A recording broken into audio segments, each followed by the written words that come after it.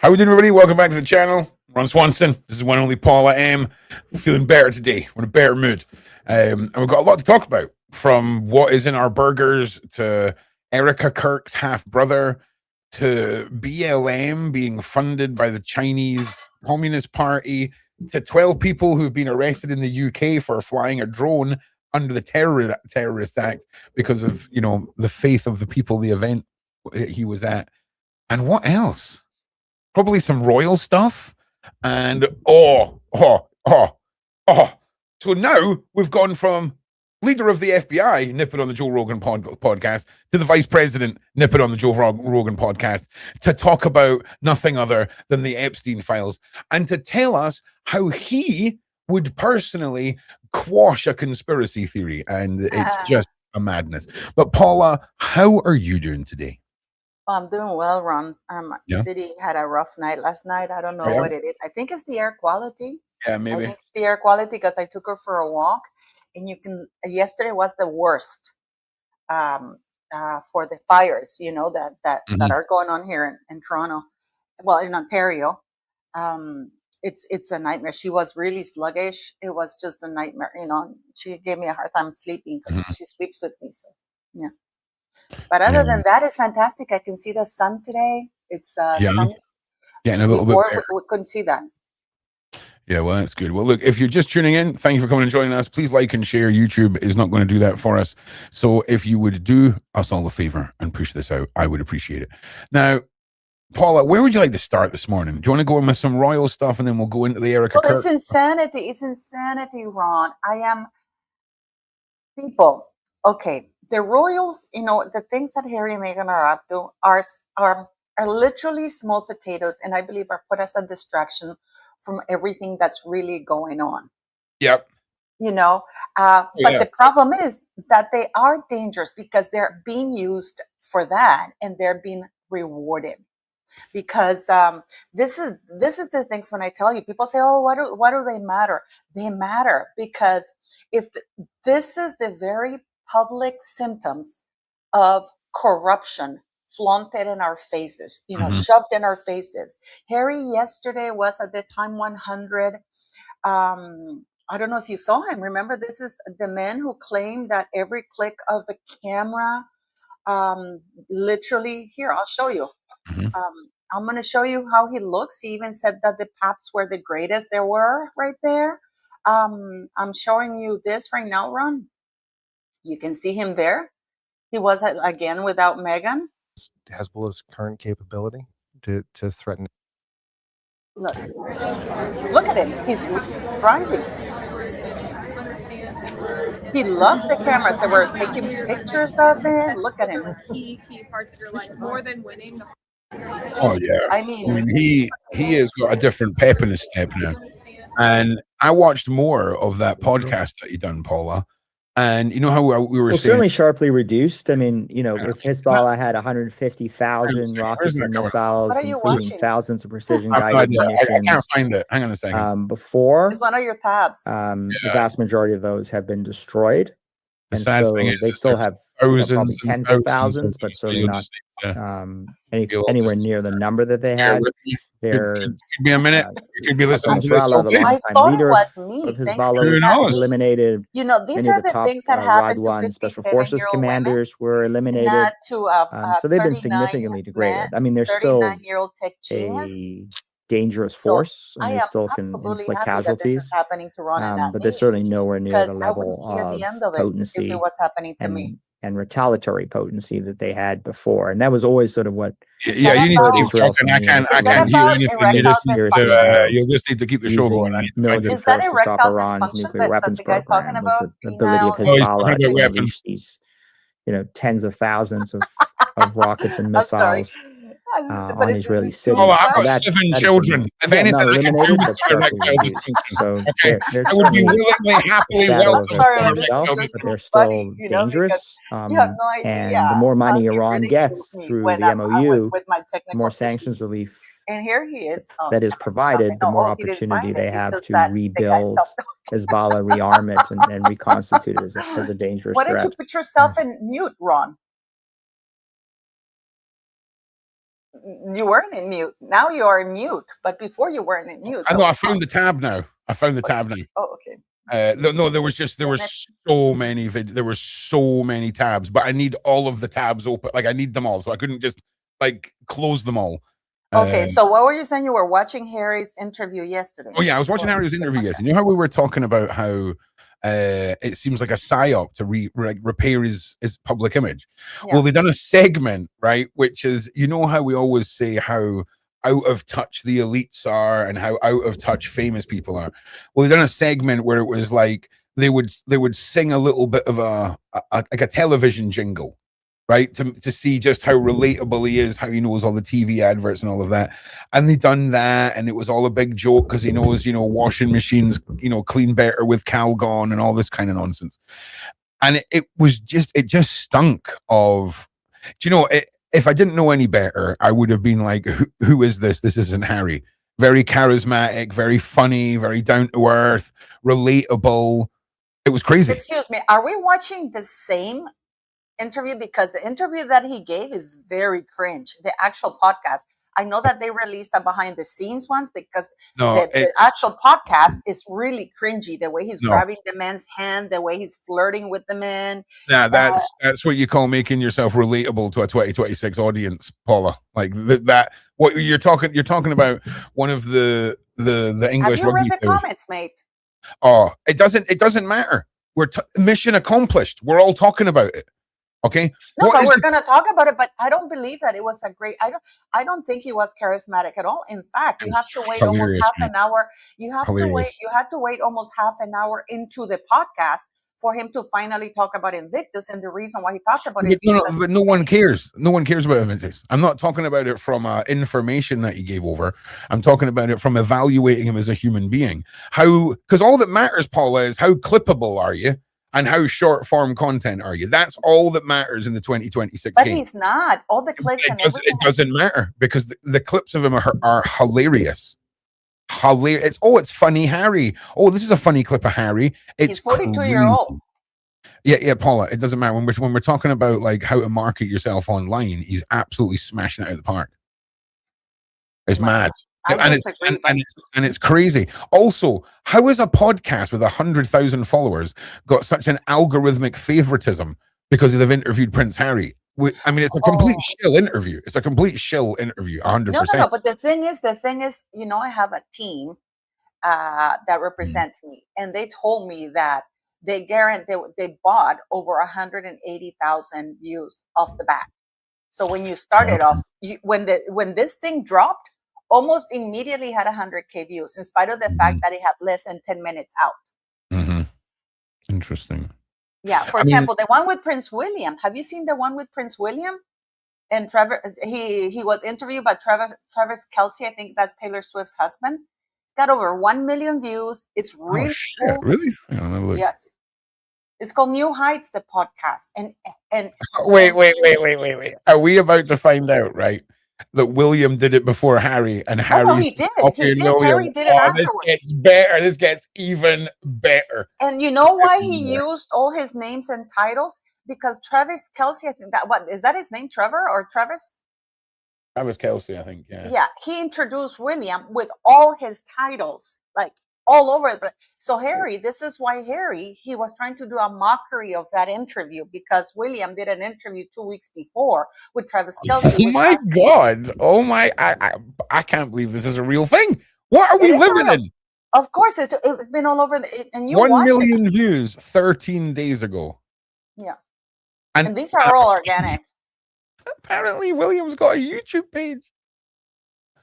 You know, why don't you play it? I'll have removed this and play a little bit of that, especially the part where they introduce him with all his titles. This is just gotten so much better, Paula.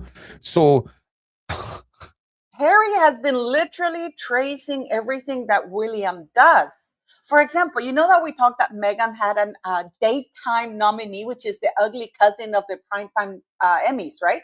Meghan Markle has been bragging about it. Netflix has been trying to hide it. And Williams, he did a show. It's called Something Traveler with Eugene Levy. This Canadian guy, is a very popular show.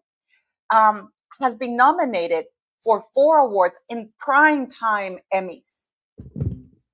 The show has been nominated, and it's his episode that's been nominated for prime time. This is like proper Emmys. Meghan Markle has been boasting all over the place that she was that she Archwell Productions introduced or nominated her own show, the daytime Emmys, because the primetime Emmys rejected her show because it was canceled by Netflix, right?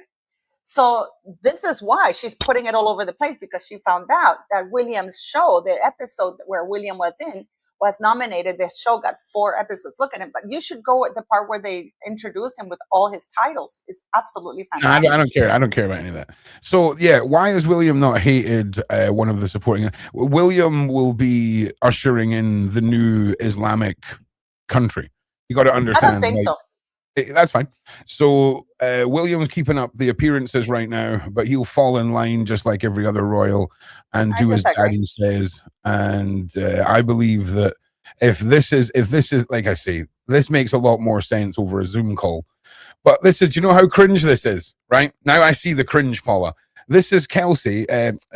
What's his name? Kelsey. You just said it, right? Kelsey. Yeah, Travis Kelsey. That's the new Travis Kelsey. Travis Kelsey, and this is Travis Kelsey. Taylor's. And you know when this dropped? Guess when this dropped? 13 days ago. So this is. Yeah, but no, they did. They released this 6 hours prior to the wedding. They released it on the. I don't know. Well, whose wedding are you talking about? Taylor Swift's wedding. They released this on Taylor Swift's wedding. Okay, that's great. That's awesome. So these are two brothers here, right? And Travis Kelsey plays American football, which is kind of a rugby-shaped ball. And now we've got his brother being interviewed by a rugby player in the UK. A former rugby player. This is really sad. Now I get it. Now I understand, Paula, why you were saying all this was cringe. And man, I did not know this interview existed. That is so. Just listen to it. It's so relatable. It's just 3 guys talking about football. Yeah. Are you playing? It doesn't sound. There's no sound.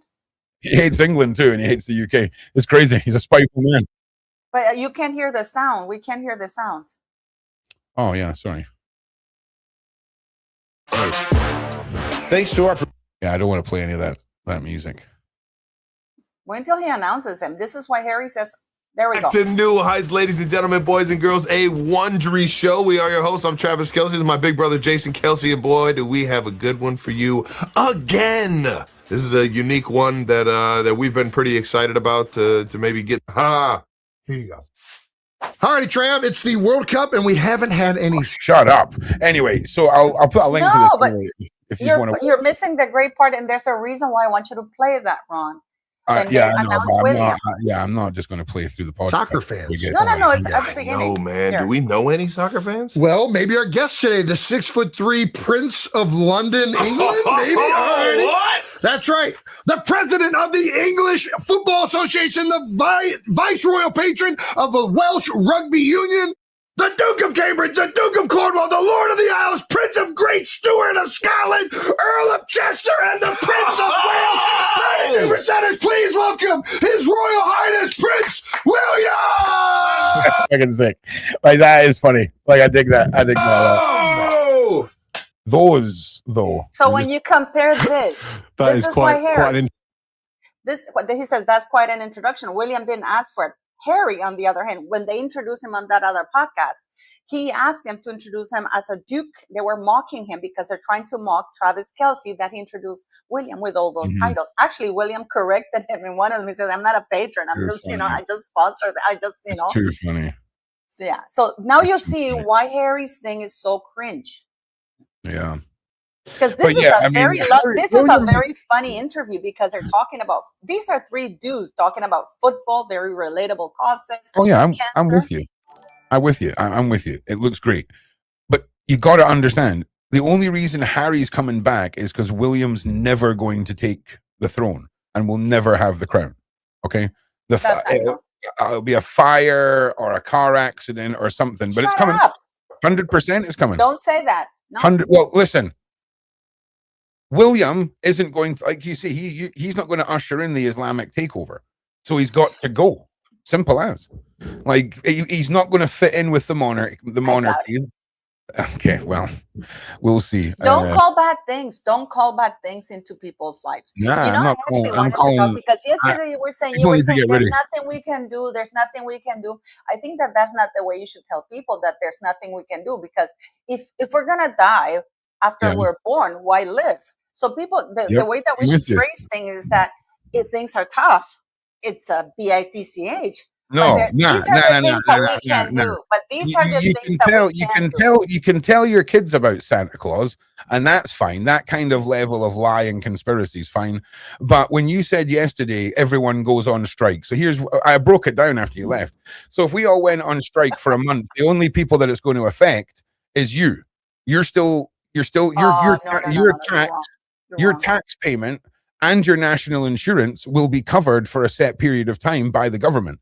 So your taxes will still go in. The only people that can actually make any difference in this country are self-employed people, because your taxes aren't automatically taken. If the whole of the UK went self-employed and we had to go and hand over our taxes, then we could make a difference. But there's no solution when your wages are just completely your taxation is theft in this country. Yeah, but whatever it is, Ron, but I completely disagree with you. There's a reason why. I don't know if England has made it illegal to go on strike. There is a reason for that. It's not that if you've got a union, you can strike, but there's 90% of the workforce doesn't have that. Okay, but what I'm saying to you, there's a reason for that, and it has nothing to do with politics. It has to do with money. Everything. Paula, your argument was everyone stop going to work for a week. That will show the government. That will show them nothing. Well, can you imagine if for 1 week, Ron, for 1 week, the air traffic controllers don't show up, the pilots don't show up, the train things don't show up. Just 1 day of absolute who's the only people? Yeah, the only people that are going to suffer is us. No. Why? 100%. Because the people we're never going to agree. We're never going to agree because I'm much older than you. I've seen this. I've done the math. I work with things. I did, one of my jobs was unfortunate. One of the reasons why I ended up quitting working for the government was how to destabilize certain things, how to do propaganda and certain things. So I do know that one of the things they fear the most is not getting their tax money, because I've said it to you many times that the government is your underage teenage daughter. Without the parent, and you are the parent, money funding you, you don't do anything. Sure. But the government is so clever that they make you feel that they are the parents and you're dependent on it, when it's the other way around. The person who controls the world is the person who controls the money. Yes, and they control the money because we do not voluntarily pay our taxes. We have our taxes taken through theft. Okay.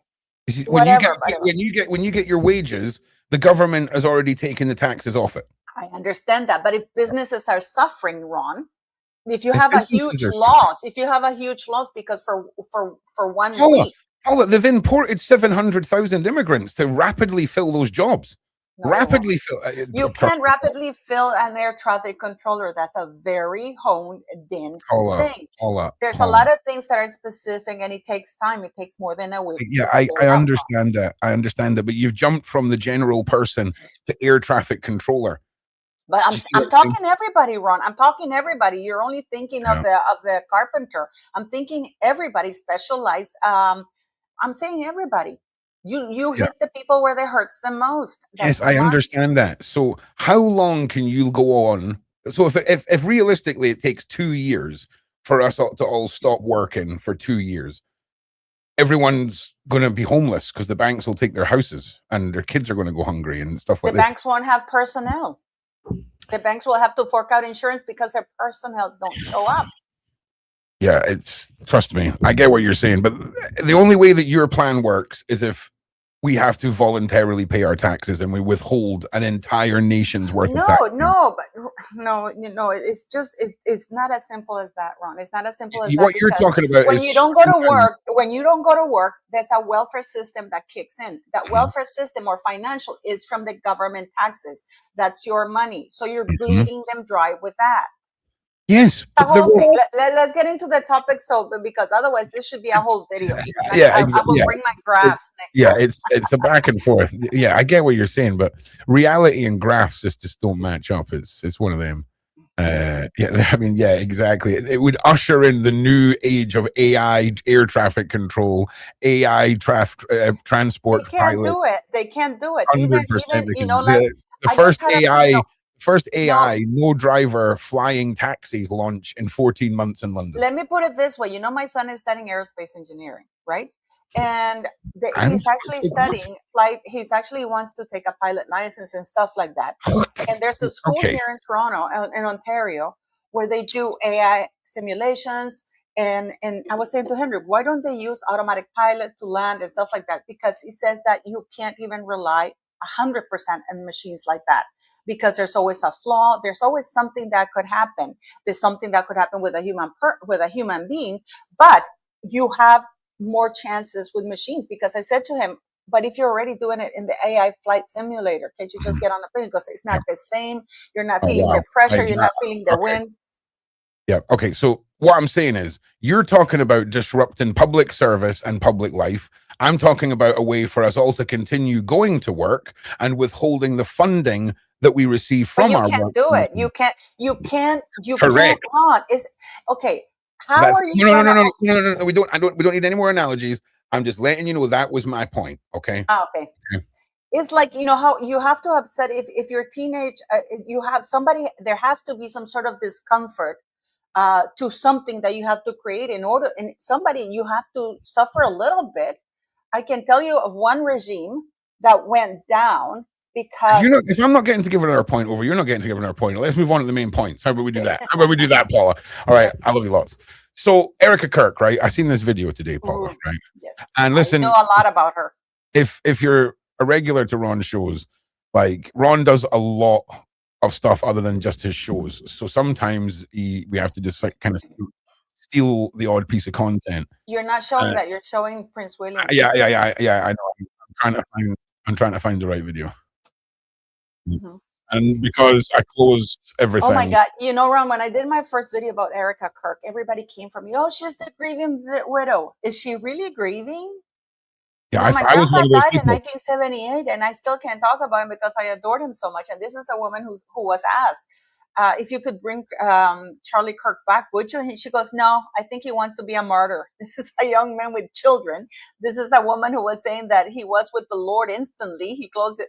And it's like, and she was in the office immediately. She was talking emojis. I mean, it is insanity what we're looking in, that there are no different ways of grieving. When the husband you adore, that you are so deeply in love with, no matter how religious you are, dies that way, I can tell you, any human being on the planet will go through, even people who do you remember, you've done true crime, who was that woman who planned the murder of her husband?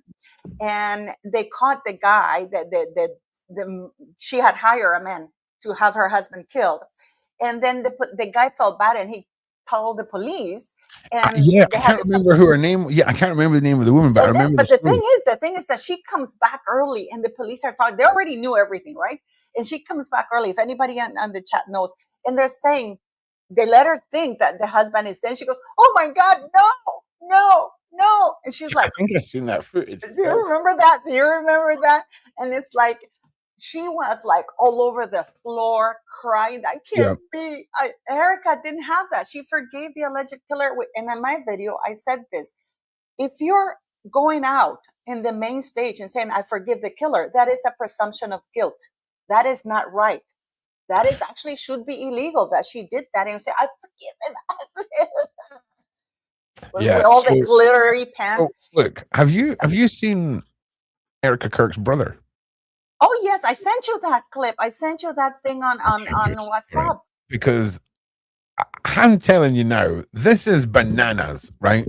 We're going to watch through this video. It's by a very small creator, Defiant 98. Let's promote the smaller creators when we're stealing a bit of content. But this is bananas. You're promoting just the content.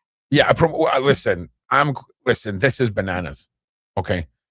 Like, just when you think it can't get any, because the whole thing's been weird. Because here's the thing, right?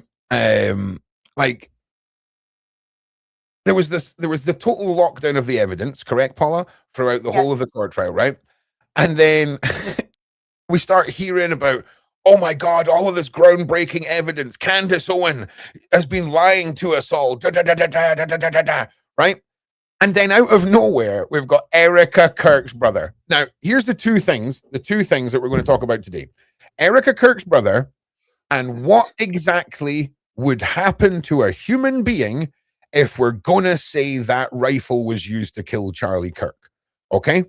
Because Paula, that rifle is designed for taking out moose. Okay. Oh, I know. I have a farm run. I do. Oh, yeah. I don't. I have Nerf guns and Hollywood cinema training. Okay. So this is bananas. So we're going to watch through this. And also, for anyone who's worried, Paula and I enjoy heated debate. Are you kidding? Yeah. They should. And also, oh my God. So Ron's not being super rude today. Okay. Paula and I have just got a very good friendship, and sometimes girl cuts me off, and sometimes I cut her off. I cut Ron off all the time, like I'm doing right now, and he cuts me off because we're both. By the way, we both have ADHD. But do you know what it is? It's always fucking women. It's always these feminist attitude women. Oh, Ron's doing this to a woman. Shut up. How about shut your mouth?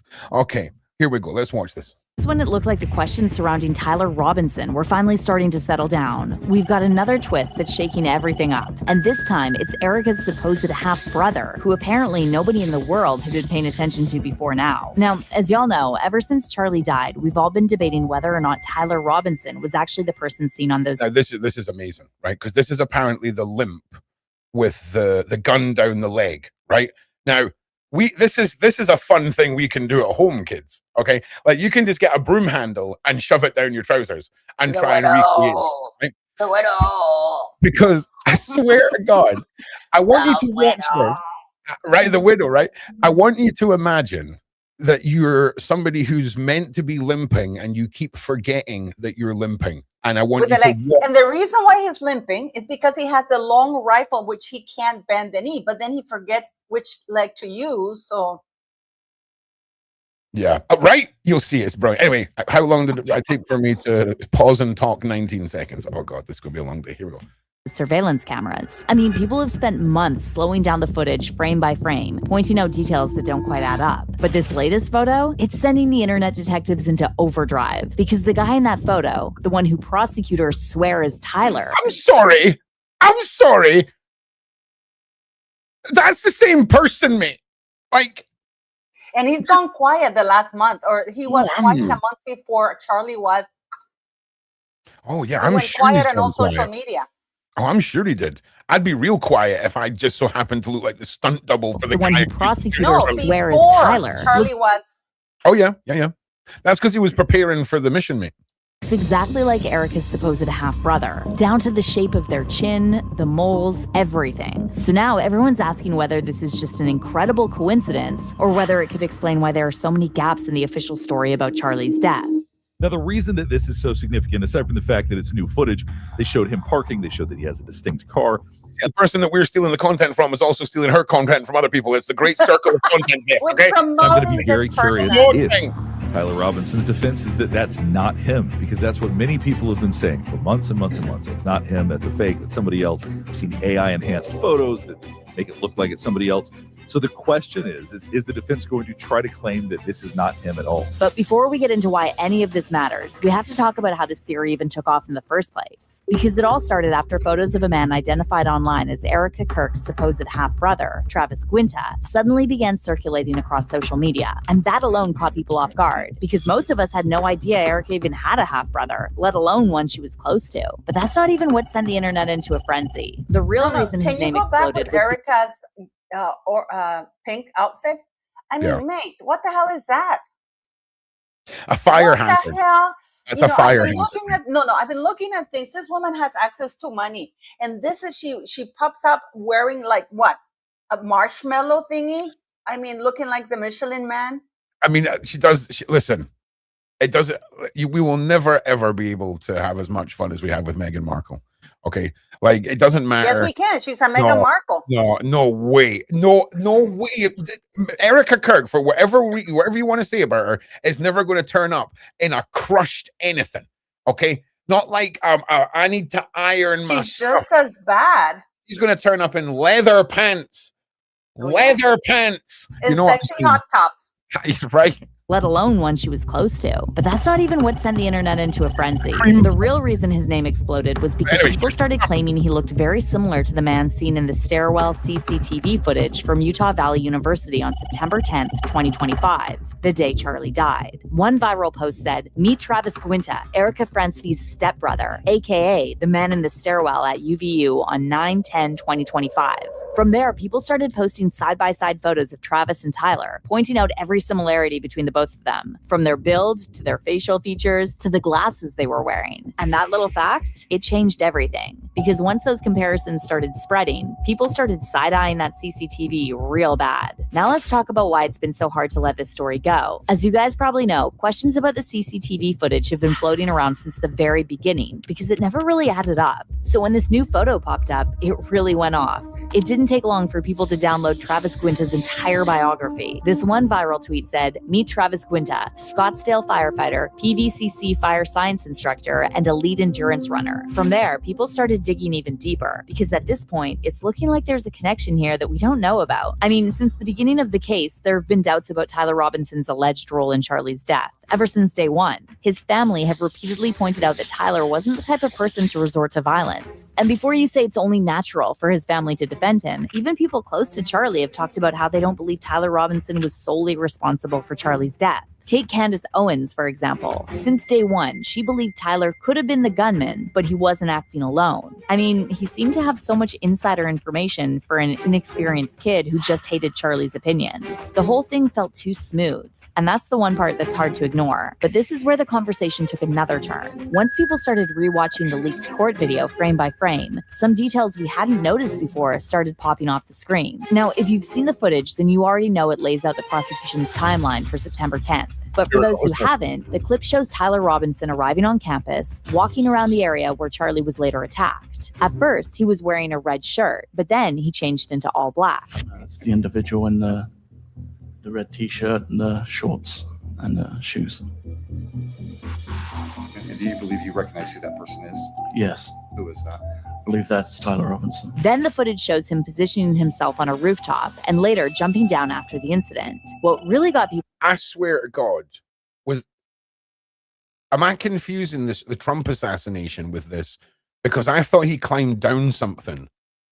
Well, I guess you haven't seen the latest footage of the guy who actually recorded another guy wearing all black ensemble. He has the video of it. It was shown on Candace Owens, and he was actually bobbing up and down and taking targets. And there was another bullet found in another building that was taken that the police didn't take. They found gloves, a black clothing, and a backpack discarded, and the police didn't look at it because they said, "Oh, you know what? They said that it belonged to somebody at TPUSA, but why would you have gloves in a hot weather? Why would you have, dump a black backpack and black clothing? Why would you do that? And why would it be dumped at a bus stop?" Also, the bullet that was found in another building, it turns out it would be the correct ammunition for what they're claiming happened to Charlie Kirk, and not the 30-06, right? And it was in a completely separate building. The first reports from the police said that it was in a completely different building that it was done. The north section of the library, which is like a building away.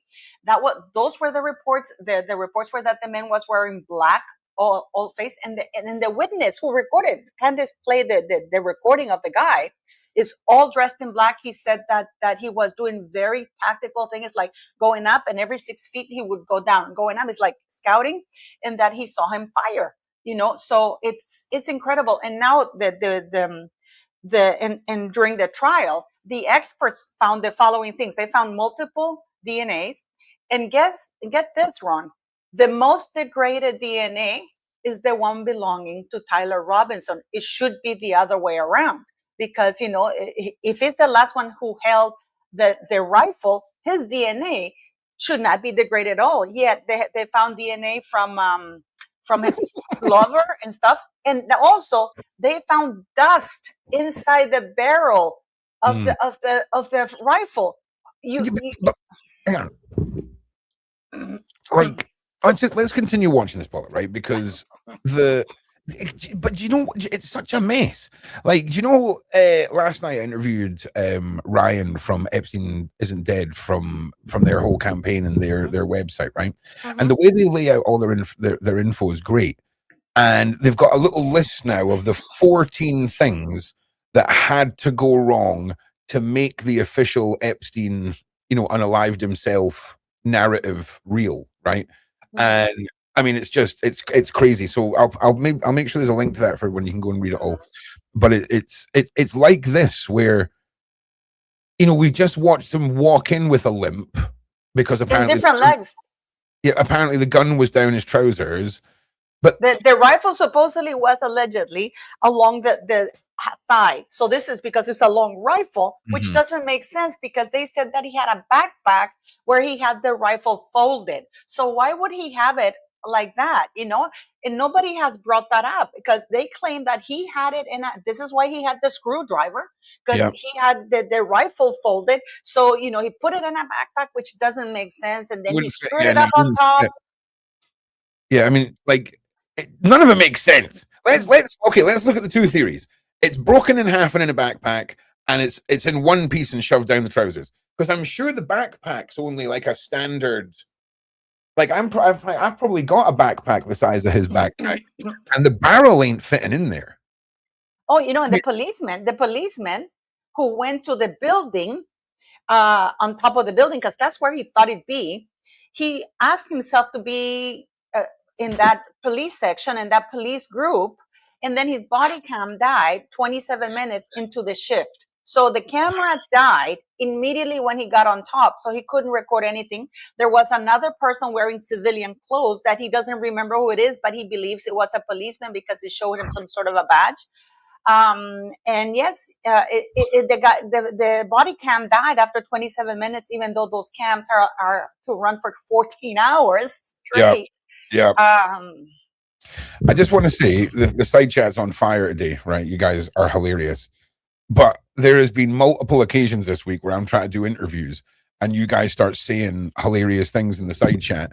And then I have to turn my camera off and compose myself and then go back to doing my interview. And I'm holding you accountable for that side chat. Okay, we're getting back to our story now. You know, I just want to point something out, Ron, before we continue. So he starts limping up the stairs and he goes to the first up landing of the stairs, limping on one side. And then when he goes up to the second set of stairs, he's limping with the other side. So what would have had to happen for that? It would be for them to cut the camera where he pulls down his pants and pulls the side of the exactly. Yeah, I hear what you're saying. On the other side. So he would have had to do that in order to limp what on the we other need to side. do is sometimes they'll just reverse. You know how you can flip the frame so left is right and right is left. Like they'll sometimes just do that so that the internet has something else to argue over. So we'll maybe have a look and see if we can see if that's been done. But I know exactly the parts you're talking about. It is ridiculous. Was the stairwell footage. In that clip, Tyler looks like he's limping, and the prosecutors have insisted he was walking that way because he had hidden a firearm in his pant leg. From my viewing and seeing Mr. Robinson on the video, it's the same person. He's noticeably wearing different clothing. He is wearing different clothing, and he also is walking with a gait or a limp in this video. With a gait or what? You can see that the editor for this video has chosen the video sound option for the music as being set to fucking loud. Also, it's very interesting to point out that if he has the length of the rifle all along the length, which is why he's limping, he wouldn't be able to bend the knee. And he bends both knees just fine. Oh, yeah, he bends both knees just fine and then runs.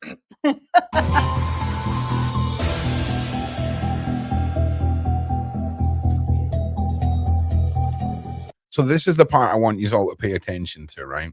So go and get your broom handles, go and get your jeans, go and get your belt.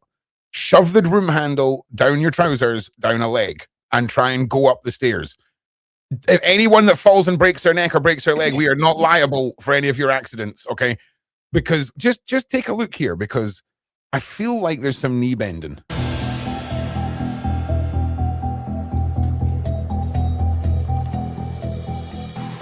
But another part of the CCTV footage debunks that theory. This part shows Tyler jumping off the roof without any obvious difficulty. So how would he have pulled that off if he was... All right. So we've got one leggy bent here. Okay, there's a bit of a telltale mark, and there's a telltale mark. So we know this is all round the right way, right? There's no way those skinny jeans have got a human leg and any part of a rifle in them. Surely. That's a bit weird here, though. But I mean, that's not any... I mean... hiding a rifle in his pants. It's why so many people are now convinced that at some point in that footage, Tyler was actually being impersonated by someone else. And if you look at that photo of Erika's supposed brother again, it's easy to do the math. And once people pulled that one thread, the entire thing started unraveling. Because if one part of the timeline doesn't add up, then who knows what else we're not being told. For example, investigators were never able to conclusively match the bullet fragments recovered from the scene to Tyler Robinson's firearm. And that's interesting, because it would have been one of the best ways to further tie him to the crime. Was this a case where you had microscopic dissimilarity, but in your opinion, it was insufficient to form a conclusion of source exclusion? No, my conclusion is inconclusive. Just as it says in the appendix, there's a lack of sufficient agreement and sufficient disagreement. So I'm unable to say one way or another. Okay, but I guess my question is, were there points of dissimilarity between the question and the known bullets? Again, there was sufficient agreement and sufficient there was not sufficient agreement. You heard that, right? I don't know if you were listening to that. So basically, ATF ballistic experts admit the rifle had dust inside the barrel when recovered. I just want to point out, Paul already said this. All right, just before I'm just saying, Paul already said this. Admits the rifle had dust inside the barrel when recovered. Proof the gun had not been recently fired. During cross-examination, ATF firearms examiner Samantha Kerner confirmed under oath that when the alleged murder rifle was recovered, that's such a random... that's exactly what it is. It is a murder rifle, but I mean, that is... anyway, was recovered... No, the alleged murder rifle, because we don't know. No, I've never seen the two words like murder rifle used in a statement before.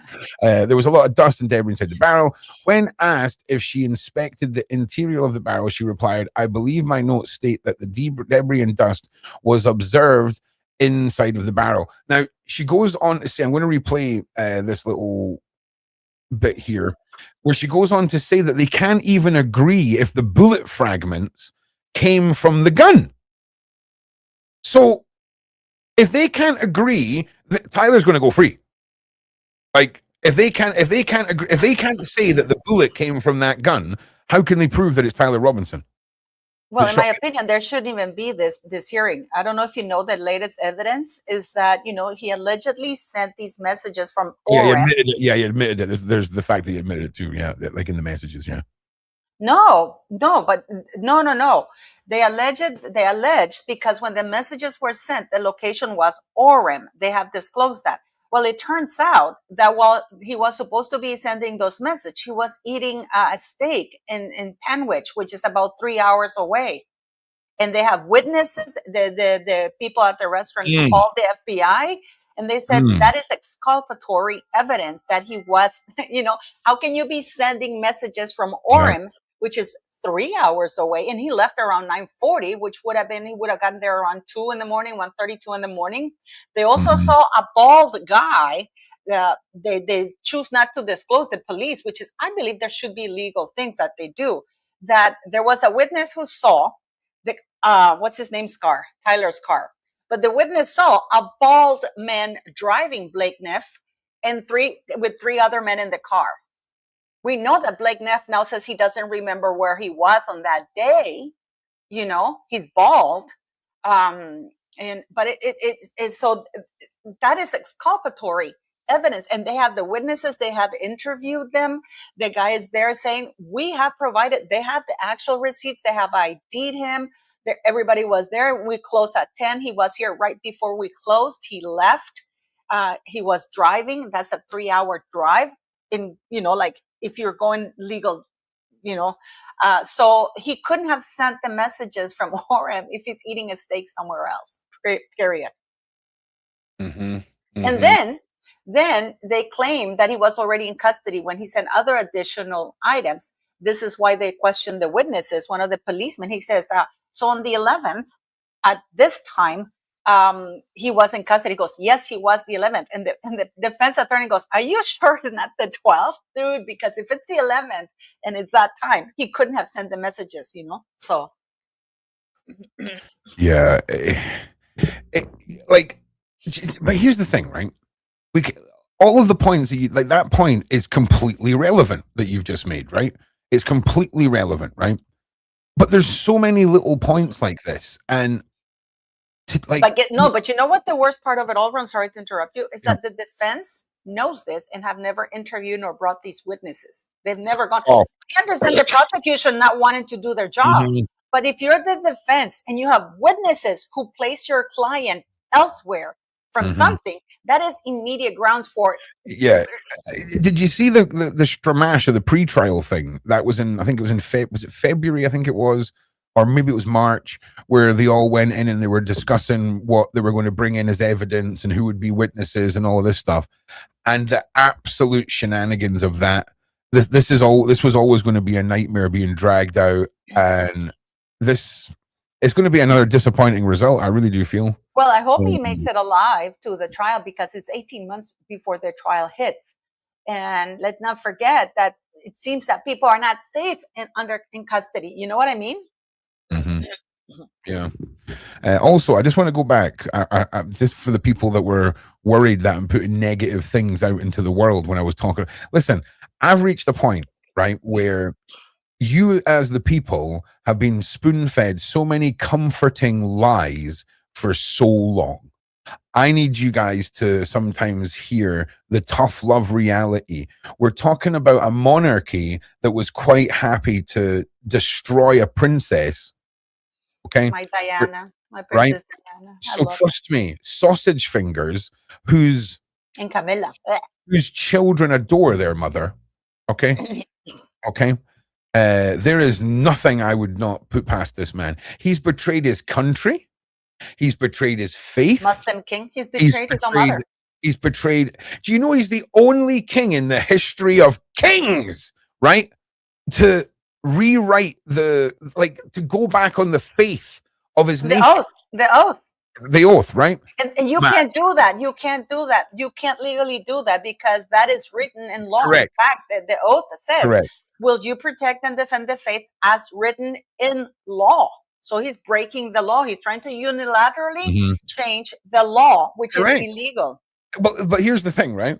We know it's illegal. I really despise that man. Paula, it only becomes illegal if the government that's in place is totally against what you're doing, because then they can go, hey, that's illegal. Absolutely. But sadly, it's the perfect storm of shenanigans, because we are in the great my nation, and it's the way it's going. So anyway, shall we continue? Yes, we shall. Let's go. Where you had just to recap. So we're going to hear now how not only have they found the dust and all of that, like Paula was saying, but the fact that they cannot agree on the bullet. Now we're going to talk about the bullet after this video, but let's listen to this. Microscopic dissimilarity, but in your opinion, it was insufficient to form a conclusion of source exclusion? No, my conclusion is inconclusive. Just as it says in the appendix, there is a lack of sufficient agreement and sufficient disagreement, so I'm unable to say one way or another. Okay, but I guess my question is, were there points of dissimilarity between the question and the known bullets? Again, there was sufficient agreement and there was not sufficient agreement or sufficient disagreement. And let's not get— That's madness. Also, Nicolette, ¿cómo está? ¿Cómo está? So it's crazy. Now look at this image. Okay, look at this image of Tyler. How he's wearing this, like, you could almost argue Wish.com Kevlar vest. Right? Like, if I told you that was a Wish.com stab-proof vest that somebody had bought, you'd probably believe it, right? Look at his face, look at his eyebrows, and then just remember the image that was released of the stepbrother. Get started on the so-called text messages he sent to his partner and friends that sounded so fake. To all of the people that are saying that... Paula, you're going to love this. Listen to this bearded guy. Listen to this. people that are saying that these text messages in the Tyler Robinson case are fake. If you're pointing out that, yeah, maybe the fingers look weird or the phone is cracked, listen, if you're pointing out any of this other stuff, you've already skipped the craziest, most obvious part, which is... What's the craziest, most obvious part, Paula? I don't know. What's the craziest and most obvious part, ladies and gentlemen, in the side chat? When have you ever in your life known of a federal agency to have possession of a device and take photographs of the device from another device to show as evidence? They are showing, the prosecution is showing a photo of a phone that they have access to. Look at it. They are logged in. They are showing a photo outside of the phone rather than just a screenshot. No, think about it. When you add it all I think up, it is. I'll tell you what, though. I think it is. I think if you stop it, I believe, I don't know if I heard it correctly, people in the chat can correct me, that the reason why they have the photo is because apparently the messages were deleted by mistake. Just like the letter, confession letter, that allegedly Tyler wrote, which was burnt for some reason, and it has the same handwriting as Lance, the lover. So I don't know, but I know that the confession letter is exactly the same handwriting as Lance that he burnt, which was shown. Oh, it got burnt. Here it is, the letter, confession letter found under the thing. We don't know the Lance's movements because he said he slept until 1 p.m. right after the shooting, but there's nobody to give hold of his whereabouts. So it's very interesting. But to me, what's really worrisome is that the defense has not gone to interview anybody at Penwich, where he was eating that steak at night and left around a little bit before 10 p.m., which means he would have gotten to Orem around 1, and the messages were sent around 11 p.m. You know what I mean? And that the defense doesn't bother. This is exculpatory because they say that the messages were sent from Orem. He was not physically in Orem.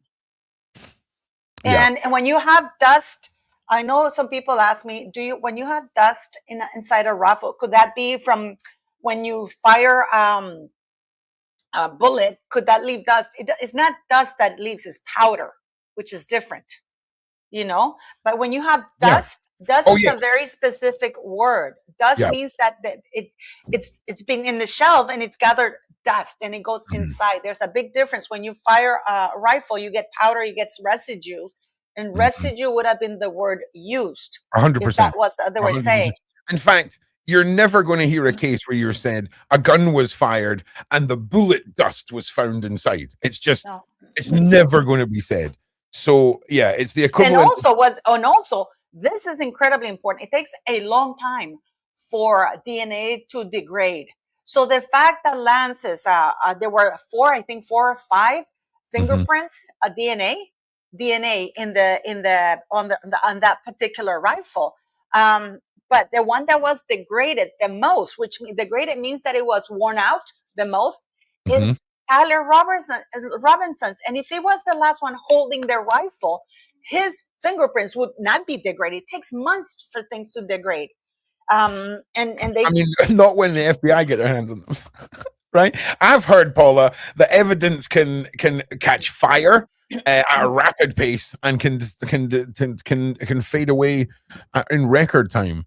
We've got a couple of minutes left on this. We're going to watch this and we'll come back to the chat, and then I'm going to show you a news article on this, and then we're going to have a little discussion, and then we'll nip over to our topic. But I just want to say to everyone, thank you so much in the side chat for your likes and shares. If you can please continue doing it, I would really appreciate it. Ron's building up his new show with Paula this week, and I just want to say, I know it's not a big achievement, right? But we've done every day this week, Paula.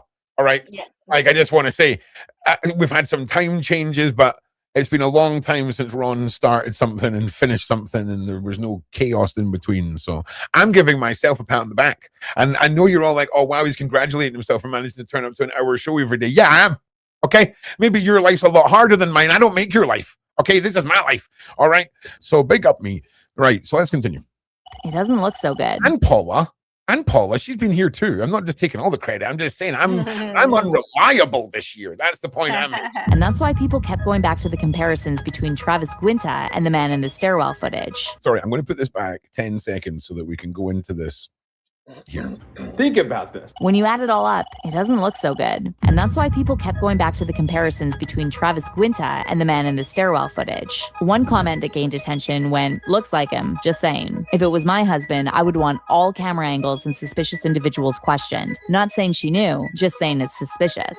But here's the part that has people talking more than anything else. That surveillance footage was actually never meant to be seen by the public. It only surfaced after it was leaked during the preliminary hearing, and Tyler Robinson's defense team was all up in arms about it. And without belaboring the point, the court can imagine our concern that the media and the state who control this exhibit and the publication of this exhibit in the courtroom, as per the court's orders, failed to comply with this court's orders after all of the effort that we made and the court made to make sure that the court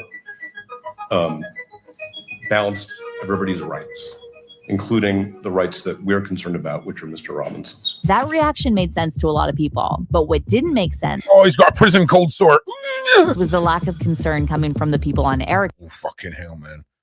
Side. If anything, they seemed happy that the footage had leaked, because that would further convince people of Tyler's guilt. So it got people asking, do you want the truth, or do you just want your own truth to be accepted by everyone? It's like they've been desperate to pin all this on Tyler ever since day one. I mean, even before the case ever went to trial, Erika had already declared that she was sure Tyler Robinson was the killer. But with the way things are looking, more and more she did do that. People are now starting to wonder if the real masterminds behind I mean, so did the guy whose trousers fell down. I mean, he said he did it too. Charlie's death are being protected while Tyler's allowed to take the fall. And as more people pick apart every frame, they're asking whether the public has seen the complete picture or whether there are still unanswered questions that haven't been resolved. All right. So look, I'm going to bring up a picture of Tyler Robinson. All right. I know we've just been looking at his face, right? But this is bananas. And when we talk about the grand scheme of conspiracy and we talk about the grand scheme of, you know, who do we trust and whose narrative do we listen to, this does not help. Who is Trevor Guinta? Alleged Erika Kirks stepbrother thrust into new Charlie Kirks TV mystery after viral claims. Look at this guy's face and then look at this guy's face. Okay. This is bananas. Okay. And when we have a piece of footage of Tyler Robinson wearing one outfit, and then we have another piece of footage that's apparently Tyler Robinson going to do the shooting, wearing an entirely different outfit with a limp. Then he suddenly doesn't have a limp. And am I not right in saying that he took the gun away somewhere and the gun was found away from where the shooting took place? Am I right in saying that? Somebody confirm that in the side chat, because that would mean he would need to have hidden the gun again when he was running away. Okay. So it's all very odd. Because I'm sure that they'd said that the police found the gun in a bush or something. It was something like that. Because I made a joke about it, but anyway, I can't remember. So how can we say for sure that a body double, I'm not saying anyone in particular, but a body double, okay, couldn't have been used for the second stage of this? Because I mean, let's look at here. Oh, here's a better picture. Oh, there's a much better picture. Here we go. This one.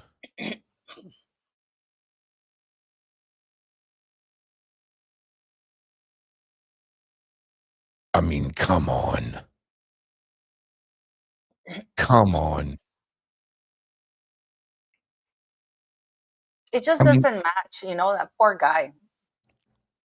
I don't know. Have you seen him speaking? Have you seen him speaking, Ron? Because when he received the scholarship, did you see him when he got the acceptance letter, speaking a scholarship? No, I never saw it. No, you're talking about Tyler Robinson, right? Yeah. Yeah, when he got the acceptance, it's all over the internet where he accepted that he was all overwhelmed. Clearly, he's very smart, but it seems to be a little bit autistic because of the way he reads the letter. Relatable. You know, but he got a scholarship and he's really happy, you know, in the way he's talking about it. Oh, you got a scholarship to go here. You were accepted at some university. It is insanity that the things that we're living. I sent you a link with the alleged note that he left, which was burnt, of course. So therefore, the lands can't bring it and then now they've done comparisons to the handwriting, and that Lance's handwriting. Isn't that something? Listen, it's all a little bit of isn't that something, if I'm being honest, Paula. But let's just play a little game called The Government Never Lies to Us, okay? Let's just play a little game where Tyler Robinson is the only shooter. He's the only shooter. He used a hunting rifle and shot at Charlie Kirk. We're going to just take a little trip over to our friend Valhalla VFT here, who has been very kind and set up multiple scientific experiments to showcase what happens to a piece of meat when this particular round hits it. So let's learn. Are you ready for some science, Paula? Yes, of course. Oh, hell yeah, you are. Is like the most obnoxious test ever, or actually kind of maybe expecting this to be the thing that can maybe stop this round. Okay, this is a freshly butchered massive cow neck vertebrae. As you see, this is 3 inches thick in bone, attached to also a pork shoulder blade with another 8 inches of meat plus another layer of bone. Okay, so plus wrapped in Gorilla Tape. If anything can possibly stop this round today, this is what we're assuming. I just want to say as well, Valhalla VFT is I saw that yesterday. He is a trained scientific experiment, trained professional. Okay, he's going to do it.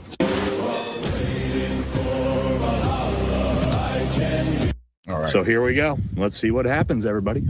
All right, guys. First test before we get to the big boy hog.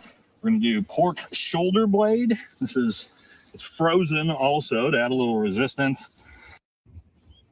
As close as it gets. All right, here we go.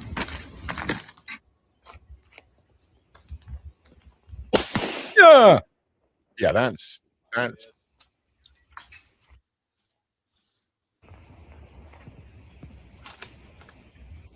man. He missed. Okay, guys, so here is our cow femur. And again, this was literally just butchered today, brand new, about, I don't even know, 7, 8, 9 inches. And the key thing to take away from this is the exploding of matter. Okay? Circumference, as you can see. Like, you got to understand, Americans will be like, oh, obviously we knew that when we seen it. But trust me, Americans, we're not all Americans. And some of us need to see this. What do we got? Let's take a look at this. Half of it's still missing. It shattered the entire cow femur in half. Damn. So basically, a madness, right? Now, gotten some animals.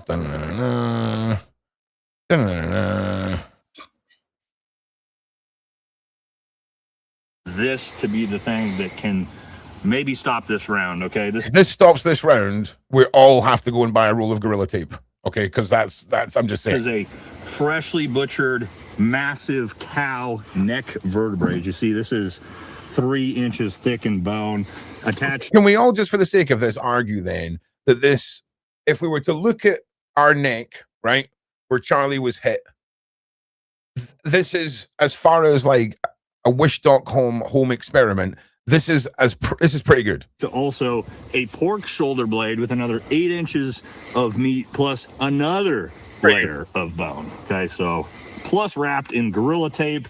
If anything can possibly stop this round today, this is what we're assuming is going to do it. So let's find out. All right, and we'll turn her around. We might have to. Oh. Okay, so this was what we thought maybe would be the thing that might stop this round, right? We did a brand new massive cow neck vertebrae wrapped in about 8 inches. So here's the exit wound, as you can see. And we shot it actually from the front of the pork shoulder, but as you can see it, I mean, look at this hole, shattered the bone, massive exit wound. Here's the... As you can see here, guys, here's our entrance wound, right? Great shot. Thank you. Look at that. That's about as perfect shot as you get. Straight through the front of it. And they went through the. I thought so. They've turned it round to take the shot. I thought they were going from As the you other can see, side. look how much meat this is, guys. Look at me. Look at my torso here. So if we were going to arguably say that Charlie Kirk's neck was this thick, we would still have an exit wound about the size of a tennis ball. Okay. And the first set of videos that Valhalla VFT had done, he was using fresh neck pieces, and these things were just vaporizing. So the only thing that we've got to give half a chance to this caliber of bullet being used is if Charlie Kirk's neck consisted of a pig's shoulder and a cow's neck, and even then it's still blowing a massive hole out of the back. So if we're playing the game of the government isn't lying to us, how can we believe that this, like, how can we possibly believe that that round was capable of making that tiny little hole? Do you see what I'm saying? What do you guys think? What do you guys think in the chat? Let me know. And let me know what you guys think about the new entrance of this new guest appearing character in the Erika Kirk, Charlie Kirk story. Paula, what's your take on the stepbrother? Do you think this is just insane coincidence, which is yet another coincidence on the coincidence pile? Or are we seeing part of a larger conspiracy unfolding? Well, I don't think it's coincidence anywhere. There's no such thing as a coincidence. I mean, especially when it comes to something like this, because it requires planning. This man went silent 1 month prior to the unaliving of Charlie Kirk. He looks awfully familiar. He's military. And you know what else though, Paula? Mm-hmm. You know when you're standing in the desert and you're taking a selfie of yourself, and then it just so happens that your camera is caught in your glasses, and on your camera it doesn't show a camera taking a selfie of yourself. It does. I can see the hand. Yeah, you can see the hand holding a phone, but there's a black screen with a little box and then a white box. It doesn't look like someone is taking a selfie. So that's just one thing that my ADHD's caught on this. Just play. I sent you the link in X about Tyler Robinson. He got a letter from college. Oh yeah. Because you want to play that, because it's interesting for people to see his demeanor. That he's a very mild-mannered guy. So I thought it'd be interesting for people to see that, because this guy looks more like sharp. You know, like he's a military guy. He knows his way around weapons. Tyler Robinson did not. Okay. Congratulations. You have been selected to receive the Resident Presidential Scholarship from Utah State University. The value of this scholarship is approximately $32,000. This scholarship is available for 4 years or 8 semesters. That's your killer. He just seems like a normal guy. Like, and it's interesting that this is the face of the alleged radicalized killer, right? Doesn't really make any sense. And look, he's wearing the maroon shirt, which I wonder if they use that. You know, also, my God, he is wearing a maroon shirt. But if you look at the maroon shirt on the pictures, the sleeve is much longer. Paula, have you heard about the maroon shirt theory? Yes, of course. And they had a bunch of people with maroon shirts, and in the audience. I guess it was to confuse. I'm telling you, this was pre-planned. Nobody called 911, in spite of the fact that they go and say, we call 911. There is nobody. The emergency room was not expecting anybody. Charlie Kirk, I don't understand why there was no ambulance. They paved over the... I mean, I don't even understand why this judge is contemplating even holding this trial, because this costs the taxpayers money. With the overwhelming evidence that indicates reasonable doubt. That's the problem with this. That the thing for this trial is to indicate whether they have probable cause, but not just probable cause. The probable cause also that will stand trial, so you don't waste money on taxpayers' money.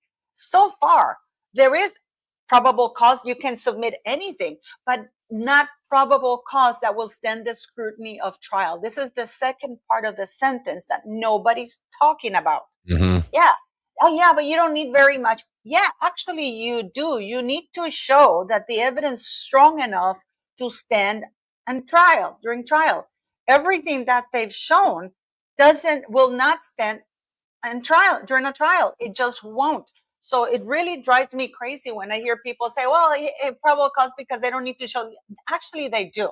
That's the whole point of this. It's like, is it worth it taking it to trial? Because none of this will stack up in trial. If we had to call it today, gun to your head, make a choice today. Is he guilty? Is he getting charged? Is he getting charged with it? Is he getting thrown? Is he getting caught not guilty? Oh, no, they're taking him to trial. They're taking him to trial, What's the result of the trial? If I have to put a gun to your head right now, I don't think he'll make it to trial, to tell you the truth. No, we're going to keep him in a special container, like a wee Tupperware box, in a safe place, right? Where he's not going to get Epsteined. He goes through the full trial. What do you think the outcome would be? He will be innocent. You think he's going to be innocent? I think something is going to. It's just too much reasonable doubt, especially that they're doing to him. You know what's the name of this woman who murdered her daughter, her little girl, 3-year-old. She's now on YouTube and X and everything. She's very famous. She murdered her little girl in Florida. She buried her in concrete or something like that. I the name escapes me. Please in the chat if you know the name. This is this famous girl, and she got out scot-free. She was found innocent because I'm not saying Tyler is like that, but what I'm saying is that they couldn't prove the evidence because also they requested the death penalty, which is if you're gonna convict somebody or send them to death, your evidence has to be brutal. The burden of evidence is much higher than if you're asking for life in jail, even though that's still pretty high standards of evidence, but they're asking for the death penalty. So keep in mind, Casey Anthony, thank you, Casey Anthony. This is an unaliving case, right? And the police cannot agree if the bullet came from his gun. I think this is going to be huge in whether this all rolls out in trial. You know what's interesting, Ron? Valhalla, when the whole thing broke, Valhalla, this is months ago. He said that the bullet sounded like it was from a 15-something rifle, that they wanted to pursue that narrative. Sure enough, the bullet found on the other building is that same caliber. I can't remember which one it is, So they're saying that a policeman... There's another theory here. It was an exit wound from another building. That's another theory. That I'm assuming what you're saying, Ryan, is what we seen was the bullet leaving the body, not the bullet hitting the body on the Twitter. No, there was a bullet found in another building. And the bullet would match the injury they're claiming happened, not at 30-06, right? And now and also because Candace played the chatter between the police, they were talking that the shots fired in the north side of the library, which is a completely different building, it's like opposites, and all of them said it was shots fired from north on the library, and that the individual was wearing a black shirt, black pants, and a mask, and the guy who filmed the other guy jumping up and down was wearing all black, and he has them on film, and he sent it to the FBI, and the FBI didn't want to look at it. He took it to the police. In fact, when they first arrested that older dude, the pants down guy. Okay, Candace has that clip when she's talking to the man, and I think it was on yesterday's video, and the man is saying, I saw the guy, because Candace has the video, right? He's showing the video of the guy bobbing up and down and stuff like that, right? On top of the building, like casing the place. He said that when he heard that they had arrested this old dude, he went to the police and said, there's no way that wasn't this dude, because it looks young, and it looks it's military, and he was wearing all black. This is the wrong dude. And when he found out that they had Tyler Robinson and they were saying that he said that can't be him either, because I saw these people. This is prior to the shot being taken, right? And the guy said that he thought it was probably Charlie Kirks security who were probably casing the joint, because the guy looked pretty military. Yeah. Somebody had mentioned that if this is all scripted and they're stealing the script, they've stolen it from Snake Eyes. And of course, executioner Tyler on September 10th, on the billboard here in the Snake Eyes movie. This is just another one of the random side quests that you'll go down from the rabbit hole of this whole case. But listen, I can tell you that because I have a farm, and I've shot at things. the exit wound of any rifle, it's massive. The entry wound, people for some reason think they're going to see a big thing. You know, when you see the movies, when they shoot somebody splashing from their front, it is not. It's actually, it goes in and it's coming out that destroys everything. Right? Yes, tiny hole in the way in. A lot of things that people don't understand that I've seen with Charlie Kirk, which I brought up in my video, is when he goes down, when he gets the first shot, his neck is like this, right? It's like he got hit from this side that pushed his neck this way. If he had gotten shot here where they say he got, his neck would have gone the other way. You know what I mean? Mm-hmm. Well, here's a tiny, like this is a very rudimentary image. There was no blood in the back of Charlie Kirk's shirt.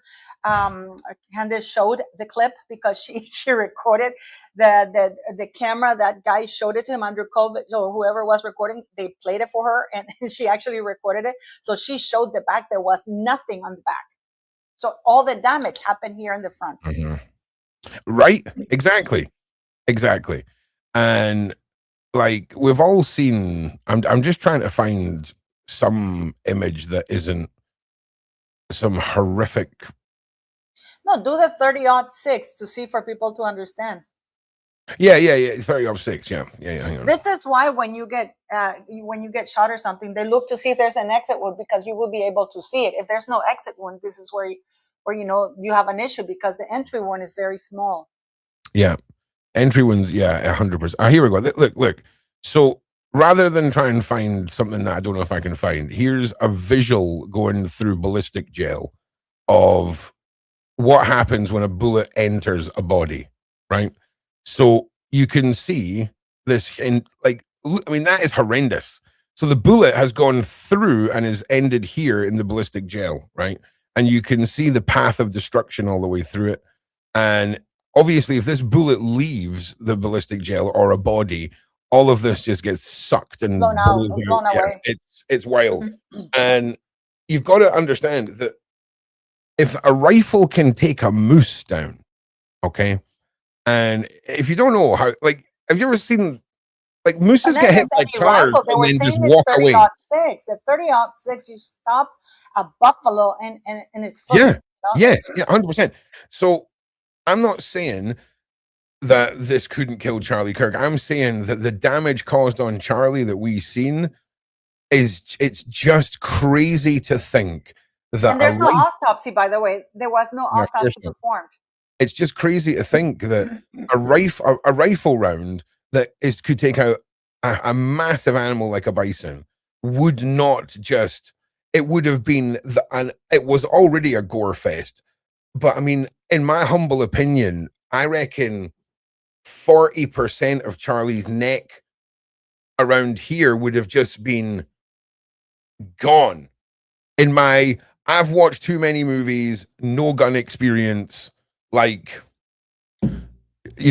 guess. Anyway, look, let me know in the comment section what you think about this shenanigans, what you think about the bullet, what you think about the whole Kirk scenario, and we're going to jump over into another topic today because there's a whole bunch. Where would you rather go to? Do you want to hear some nightmares about what's in our hamburgers, Paula, or do you want to have a look at the Royals, or what do you want to do? Well, it's up to you. I mean, there's a lot going on with the Royals, but I don't know if people want to hear about the Royals. But this is very interesting for people to understand that this is an extension. This is an exaggerated extension of what the elites do in the more serious way. But I'm trying to tell you that the Royals do the same thing, using Harry, Meghan Markle, Andrew, to hide really this. This is the result of Harry and Meghan shenanigans. Because if you let small things or stupid people slide, they think that they can push the more extreme things where people are literally being risking their lives. This is why we can't let anything slide anymore, because now they're flaunting the lies. They're literally flaunting the lies, and it's costing people's livelihoods, freedoms, liberty, all of it. It's a madness. Right. So look,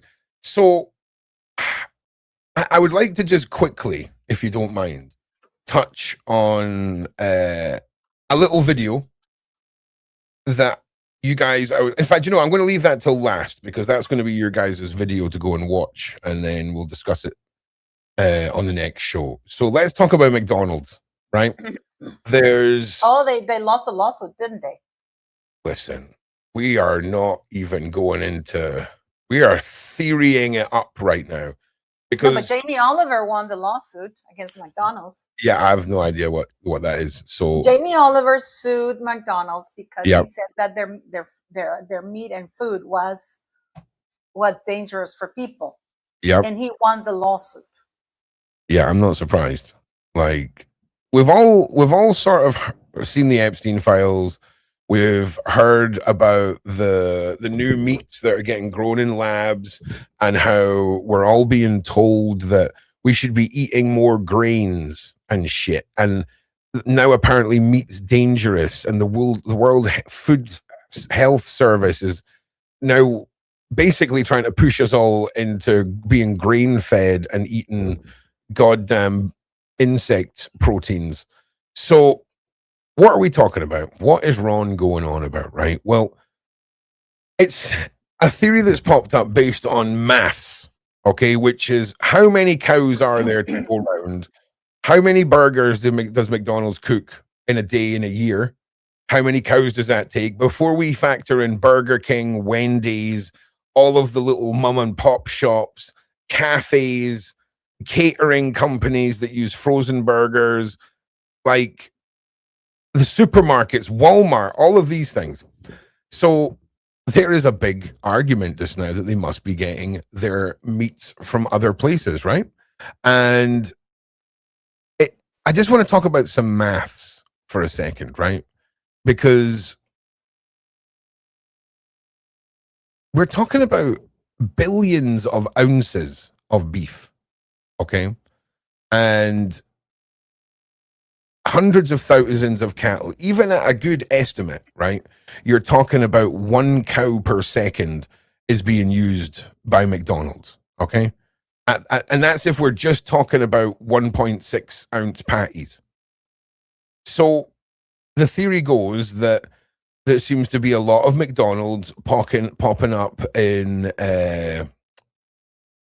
hospitals or near hospitals inside of the USA.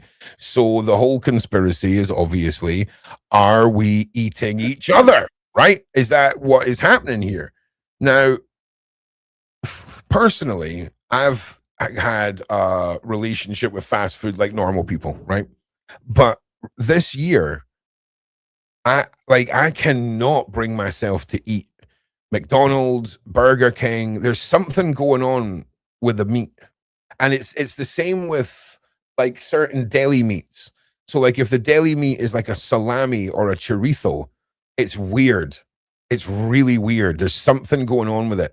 And like I'm going through a very odd stage of all the meat has to be on the bone, or it has to come from like a reputable butcher and all of this stuff. And it's weird.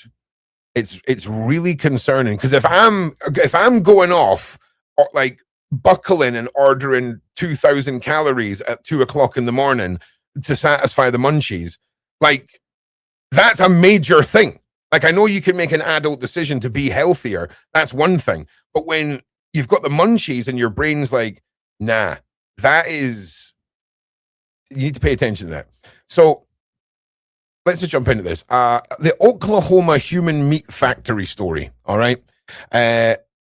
The foundational claim says investigators supposedly discovered human remains in freezers at McDonald's meat factory in Oklahoma City. Human flesh was found in hamburger patties, or later versions added that human meat was found, and this is all alleged, by the way. Human flesh was found in hamburger patties.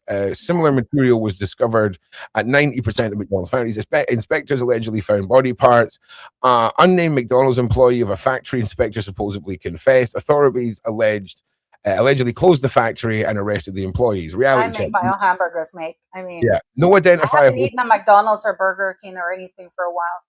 Yeah, not happening. So this was a debunked story saying that no one was ever arrested, that there was no arrest reports, that these employees never existed or just disappeared. Now, if we're talking, like, you've got to understand, if we're actually talking about right? A conspiracy where the McDonald's is doing that. We have to assume then that McDonald's isn't a real company. It's a front for the New World Order to facilitate the consumption and recycling of humans. Okay? That's the mindset we need to be in. So if that's the mindset we're in, Paula, and an employee seen all this, I don't think there would be any police records. Do you know where I think they will be? Do you know where I think they'll be? McEmployee will be in McBurgers is where I would imagine they would be from this. And there's a lot of people who turn around and find fingernails. There's quite, and listen, it's fast food chain. People are going to lose fingernails. I get that, but it's kind of weird. Human DNA and rat DNA is found in burgers. This is a conspiracy post from 2016. Commercial laboratories surveys reported that human DNA in small number of burger samples. Let's have a look here. The theory interprets this as proof that human tissue was deliberately added to the meat. What the report actually suggests was accidental contamination. So this is real. Oh my God. So in 2016, a commercial laboratory survey which reported human DNA in a small number of burger samples. What the report actually suggests is accidental contamination most plausibly from hair or skin or fingernails during the handling. So there's two cases, right, so far, where we have a post or a conspiracy where, hey, it must be a conspiracy because, you know, the alleged employee has now disappeared, probably been munched down by a bunch of kids at a birthday party, and now we have human DNA. But hey, don't worry, it must be human contamination. This is a trust me, bro answer. Trust me, bro, it must be contamination. Okay, so here we now. Now we get on to there aren't enough cows. This is probably the most persuasive sounding element because it's presented in maths, obviously, right? So the claim runs, McDonald's sells millions of burgers every day, therefore it would require an impossible number of cattle, meaning everything else must be mixed into the beef, okay, which kind of makes sense. So some of the versions claim that there's not enough cattle, all the rest of it. Let me just go on to this next one. So the actual cattle maths, right? So commonly cited industry estimate of approximately 2.5 billion McDonald's burgers patties are sold annually worldwide. 2.5 billion. Okay. Would you like, do you want me to get ChatGPT to make a visual image of what 2.5 burger patties look like stacked up on top of each other and then laid out in a field? So we'll do that. We'll get a visual. The precise mix of products and patty sizes is not publicly itemized, so it must be treated as an estimate. Okay, so a standard Big Mac patty in the UK is approximately 1.6 ounces or 45 grams before cooking, which will give you 90 grams, blah, blah, no one cares about that. So, scenario A, every burger means one small patty. Okay, so every burger means one small 1.6 ounce patty. 2.5 billion patties times 1.6 ounces per patty, okay? That doesn't look right. That would be 6 billion, would it not? Oh, no, it wouldn't. 1.6, it's 4 billion ounces. Divided by 16 is 250 million pounds of beef. Divide that by 570 pounds per animal, approximately 438,600 cattle per year. That's roughly 1,200 cattle per day, 50 cattle per hour, or around about 1 cattle per minute, right? And that is if we're just doing one single patty, one cheeseburger patty, okay? So that would be no one's buying Big Macs or whatever. So it goes on to give other examples here. So the next example is average weight of the patty is 2 ounces. So going from 1.6 to 2 ounces brings us up to 822,400 cattle annually. But you've got to understand the estimate fluctuates between these two numbers. But that is just McDonald's. So that's not Chipotle, that's not Pizza Hut, that's not Domino's, that's not Burger King, that's not every other fast food chain that has a product with beef tapped into it, Paula, right? Yeah, but it depends where you buy them. I mean, you know, like I've been so spoiled for a long time because, you know, I have a farm and I grow my own produce and stuff like that. And I'm very careful what, you know. Yeah. Well, you know what's interesting? You know, McDonald's opened a bunch of children's hospitals. It's disgusting. These people are using, and they use legislation. They use legislation. These people finance MPs and congressmen and Senate. It gets worse, Paula. It gets worse, right? So they financed a bunch of children's hospitals and showed them off to the world. Look what we're doing. McDonald's have never once shown off their farms.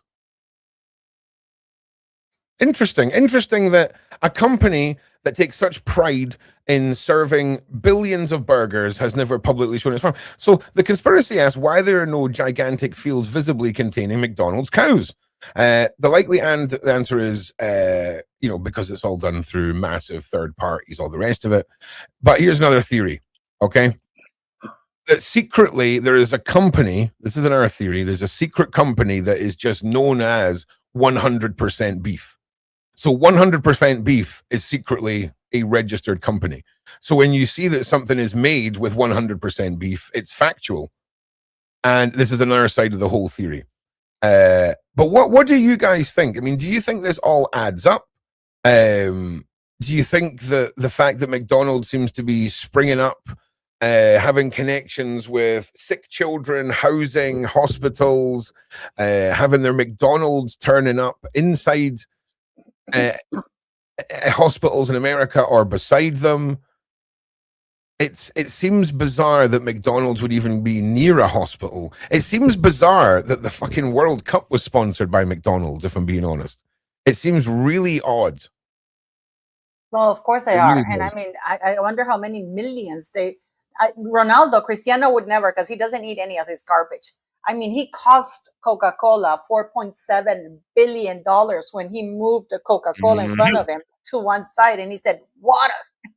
I love you, Cristiano. I love you, Cristiano.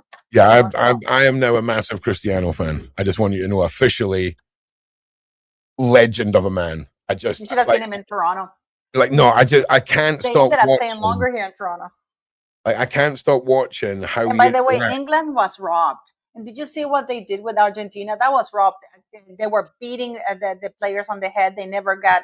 Now the England has. Listen, it's always going to be like that with the RGs, mate. Okay, they're still bitter. They're still bitter because Margaret Thatcher went, "Oh, your weapons can go 300 meters, can you? Well, we're going to park our boat 700 meters off your shore and just shell the living crap out of you until you admit that the island's ours." You know what's so funny? That when they won, they put a banner saying, the Falklands are Argentinian. Actually, one of the things that I did work with is there was a discussion that people don't know this. A lot of people don't know this many years ago.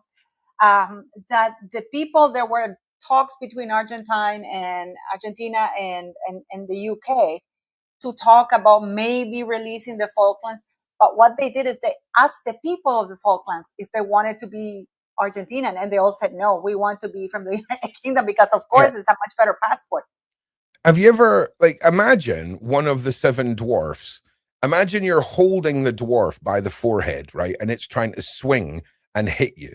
That's what the Argentinian Falklands War was like.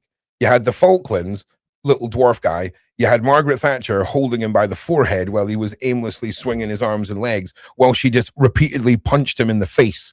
That was basically what happened at the Falklands. And the RGs are always going to be really salty.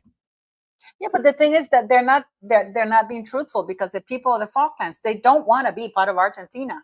But they don't talk about it. They want to force the people of the actual residents of the Falklands to give up the British citizenship and become Argentinian, and they don't want to do it.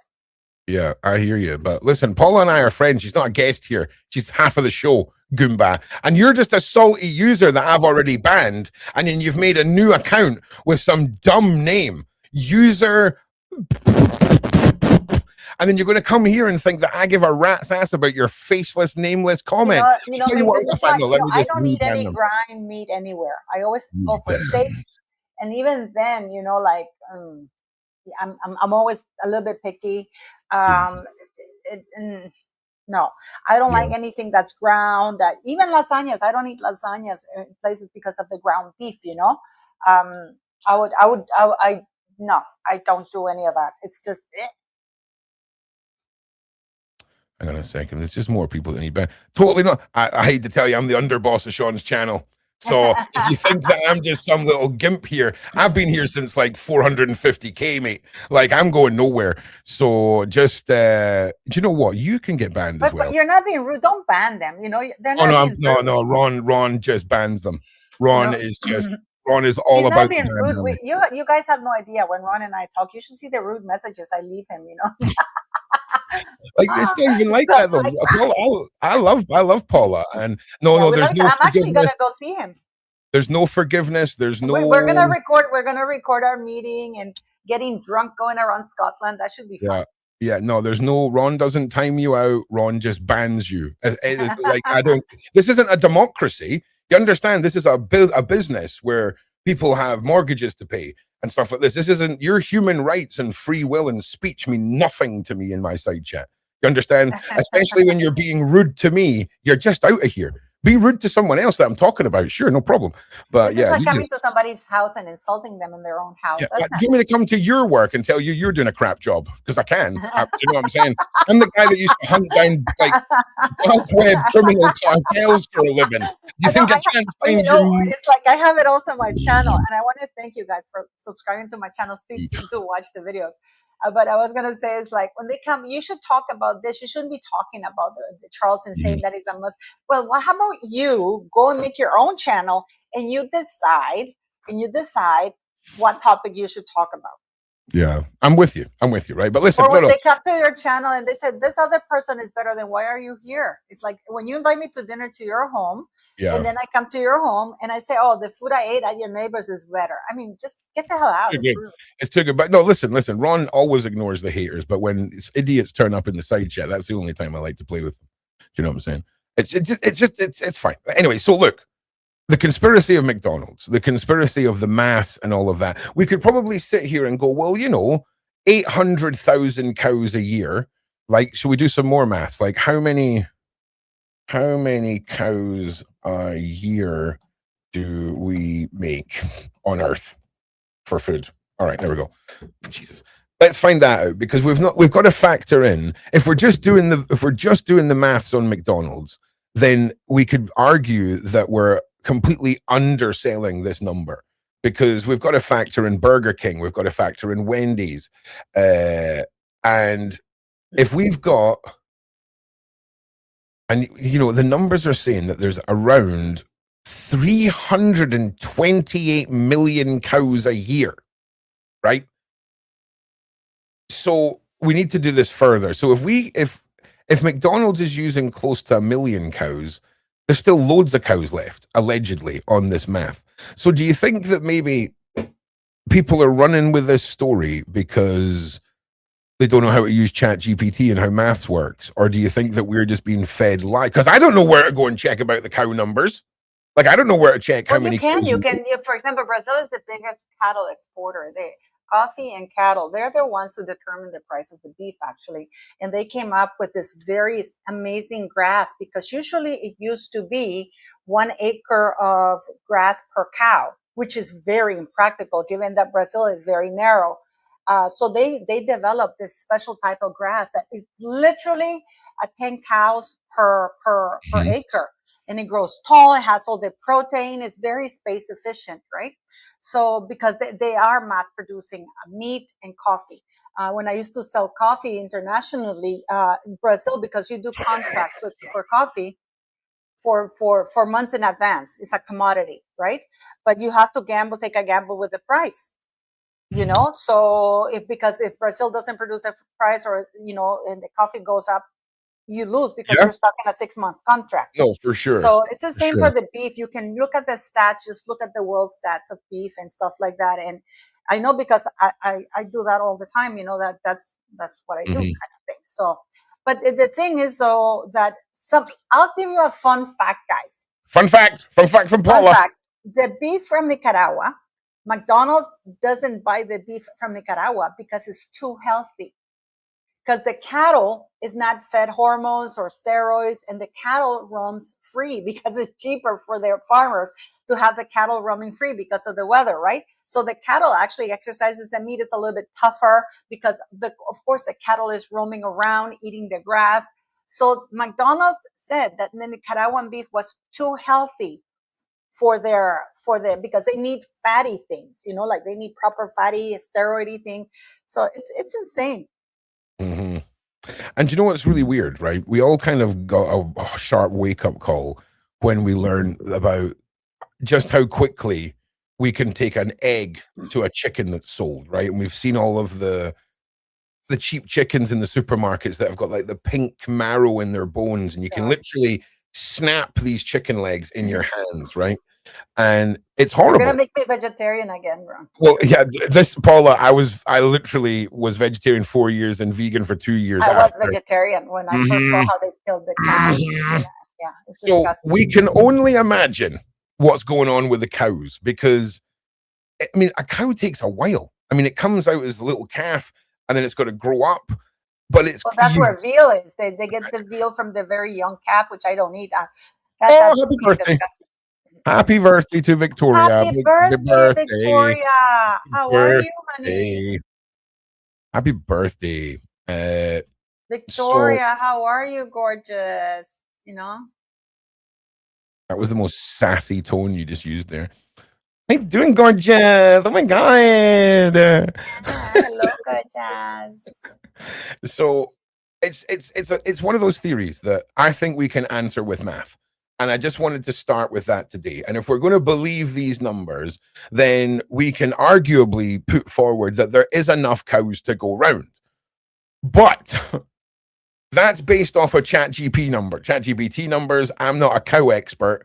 I also think that that's a lot of cows to be producing real fast. And, just keep an eye on it all. Do I believe that these government monsters have got a lot of bodies that they need to get rid of? And are they beyond mashing them up and making us eat them? No. Do you know why? Because a little girl was unalived in the UK and she was chopped up by a local kebab shop and sold to people as kebab.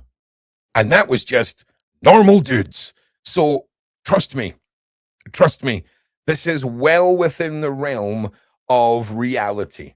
So what we can all, do you know what we could do? You remember that commercial? Where's the beef? Yeah, right. Where's the beef? Exactly. So what I think I'll do is I'll get ChatGPT to produce a list of all of the top beef producing fast food restaurants, supermarket chains. Then we'll get all the individual totals for how much cattle annually they use.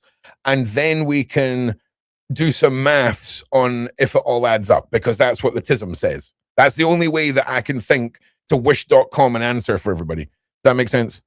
No, yeah. And the meat, the meat at McDonald's is so fishy. It looks almost white when you remove the meat.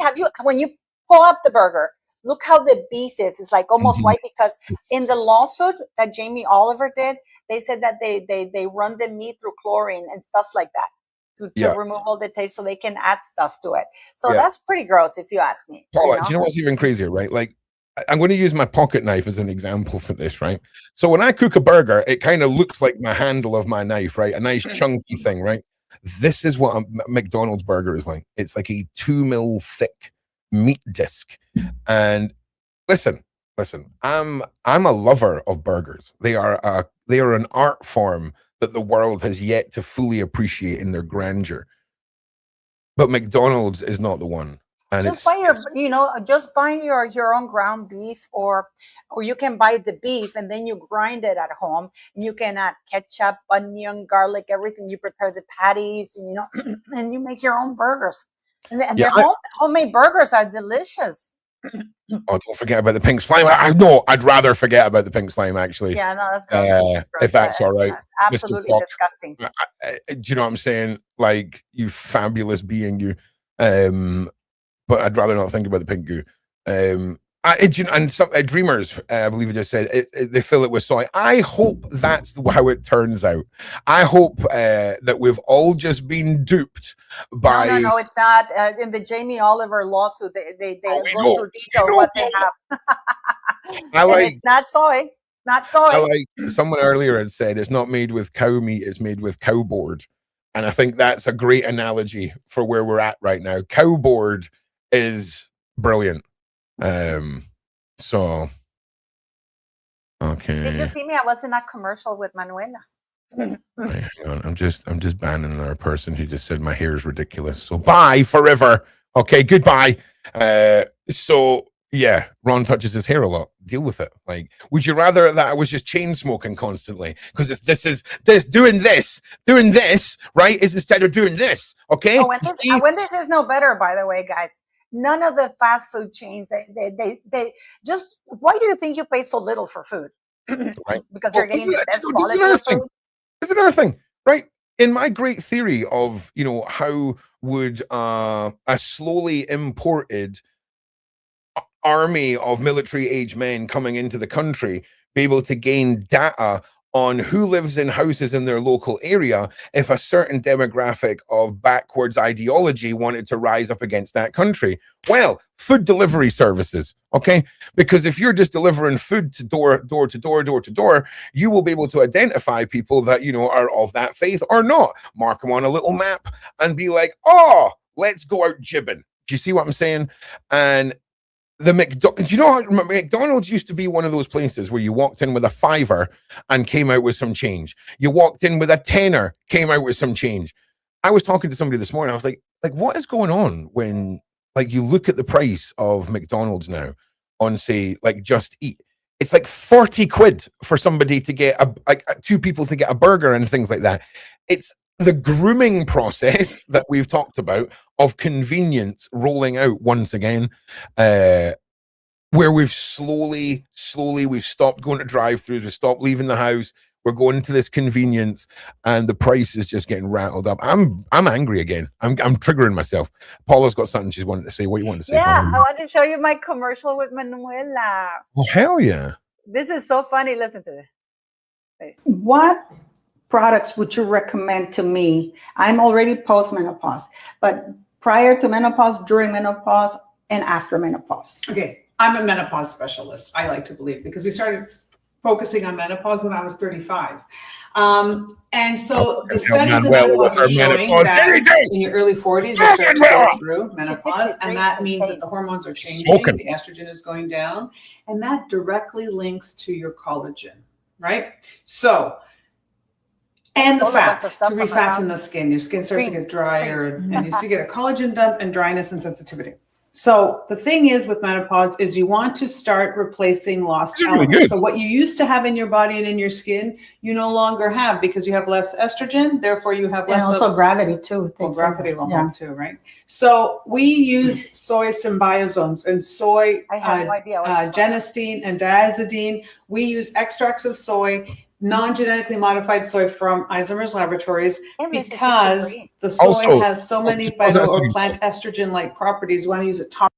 So just so you know, Manuela's a friend of ours, and she's the only person you will ever meet who owns her own cosmetic. She's in Canada. Isomer's is fantastic. Yeah, Isomer's is fantastic. In Canada, she owns her own laboratory. She makes all her own products. All female. She is legitimately the skincare. She's 63 years old. That's it, the skincare equivalent of Tony Stark. She is self-made, self-contained, and she's awesome. She is awesome. No, I sold so much product because she's so good at it, and now she uses soy. The reason why it brought me, because one of the products that she gave me is she says she gets the soy, the actual seed of the soy, and she extracts it directly without manipulating it and put it in your eyes. For same time you get thousands. I don't use anything on my skin, only hers. And people have been saying, "What are you doing to your skin? You look so fabulous." This is it. This is a woman who works. This is quality product, unlike McDonald's. Yeah, you know what I mean? Oh yeah, 100%. Also, check. I've been watching your comments. Don't worry, I respect what you're saying. But sometimes there's some things you just can't avoid, and I was explaining that for everyone's sake. But yeah, just so you know, But do you know, it's so funny, Paula. I heard you playing this on your phone a couple of days ago, and all I heard was the talk of the menopause. Okay, Manuela. And I was like, I'm not going to interrupt you just yet. You're clearly watching a program about the menopause.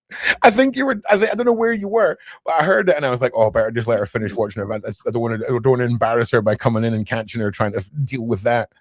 Do you know what I'm saying? I'll send you the link so you can post it so people can go to it, because I love it. I love it. I love, like, and you get discounts. But this is a woman, and the reason why I'm going like this, that this is a woman who's gone through, she's a chemist. She studied at Toronto University, and she does she's 63, guys. We're not wearing makeup. The only thing I'm wearing is a mascara and lipstick. She's not wearing anything, and she's 63. Sick. Oh yeah, like that's like, I know. I've worked with Manuela and we've all done shows and stuff. The finding out she's 63 is actually ridiculous. Yeah, she looks like half my age. It's disgusting. I don't want to stand next to her sometimes because she's so definitely funny. She definitely doesn't look. I've never thought. And yeah, anyway, look, let's all just stop simping over Manuela because we could be here for the next 2 hours. And look, so we've done the maths. I've told you what we're going to do. I'll get ChatGPT to work out the mega maths, and then next week we'll start tallying all this up, right? No, actually, I'm not. Actually, thank you very much. Money's been very tight this month. Thanks very much. And by the way, she doesn't pay me anything. I'm just so grateful because I have lupus, guys. I don't know if you guys know I have lupus.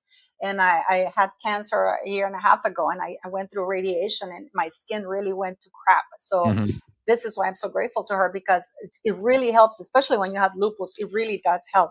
So, when you're going through radiation, you feel your skin is on fire. At least I did.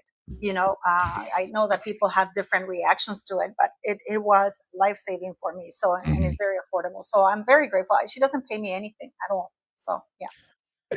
Like I say, Texas Donkey, she's thin. She's like a tight little package. She's about this tall. But she's like really tight, very fit. Her skin is spotless. We did a live on TikTok, right? And she showed her, I don't know if you guys can see my arm. You see these white spots and stuff like that, because of course I was stupid and I was going on the sun all the time. She doesn't have any. And we actually showcased the difference between somebody who took care of their skin in their youth and somebody like me who didn't. It's incredible how we wreck our own bodies. So yeah. That link I've just shared is to the Instagram post that Paula linked, and that's got the link to get to the account. Yeah, just so you know. I'll post it one more time for you as well. Yeah, but it's incredible, like for when we're talking about what we eat is so important because it affects everything about us. So I know a lot of people eat at Macdonalds and because it's cheap, but there's so many cheap options that you can do if you think about it, because I don't think McDonald's is that cheap anymore. No, it's definitely Toronto, and Toronto is like $20 for a Big Mac or something like that. With that, you buy yourself a steak, some potatoes. That's Canadian dollars, man. That's like saying something's expensive in Australian dollars. You know what I'm saying?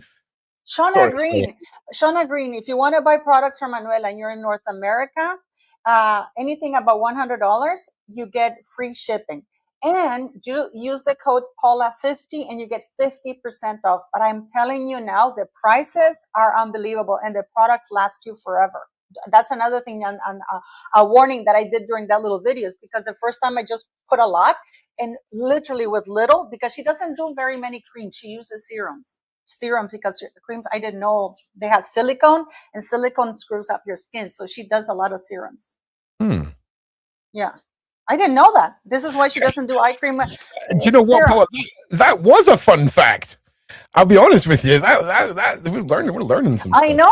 I was thinking, when did you do creams? And she goes, because creams, in order for you to have the cream be like that consistency, you have to add silicone. And when you put silicone, especially in areas like the eyes, it sits there. It's like it blocks actually everything from getting into your skin, and it damages on the long term.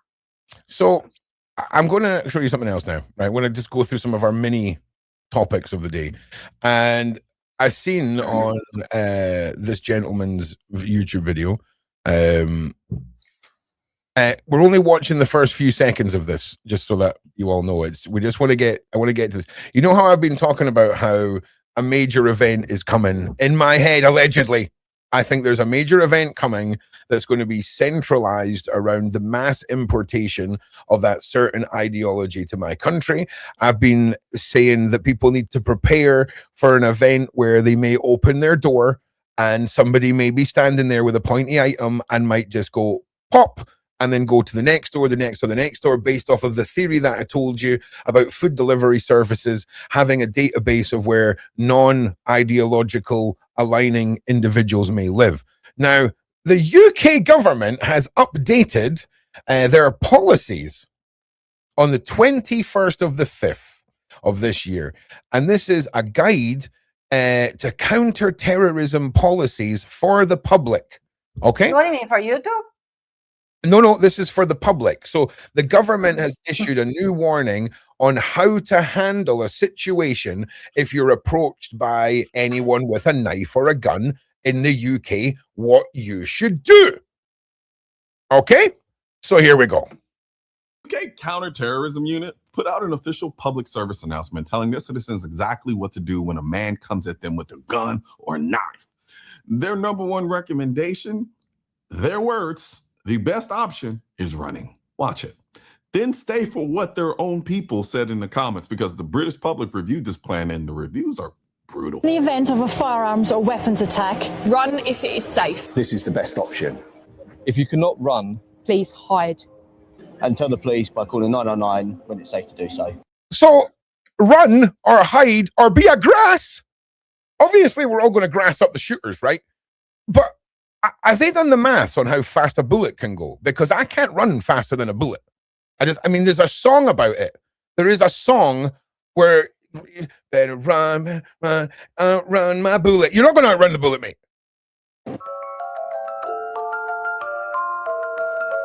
Man, right. So I went and looked into this. So here's the official government page on this, right? Now, the Run, Hide, Tell campaign started 8 years ago. 8 years ago. All right. Now, why is it being updated now? Why is this being pushed out now? Because do you remember how I told you, and we're going to get a bit tree hugger hippie here. Do you remember how I told you I was searching for the universal laws that all of life in the universe is bound by? The repeating law that religions, fucking whatever you want to call it, it is free will. Okay. And I have this theory that there is a loophole in the cosmos where if I was to say, show you a music video where my evil plan is in the music video, whether you really realize or not, you're watching it. You watching that is you giving up your free will, because I've now given you the knowledge of the plan, whether you realize you're seeing it or not. Now apply that to everything that you've seen in music and cinema for the last 60 years and how we talk about programming. I think we're gearing up for something here, because run, hide, and tell people. What?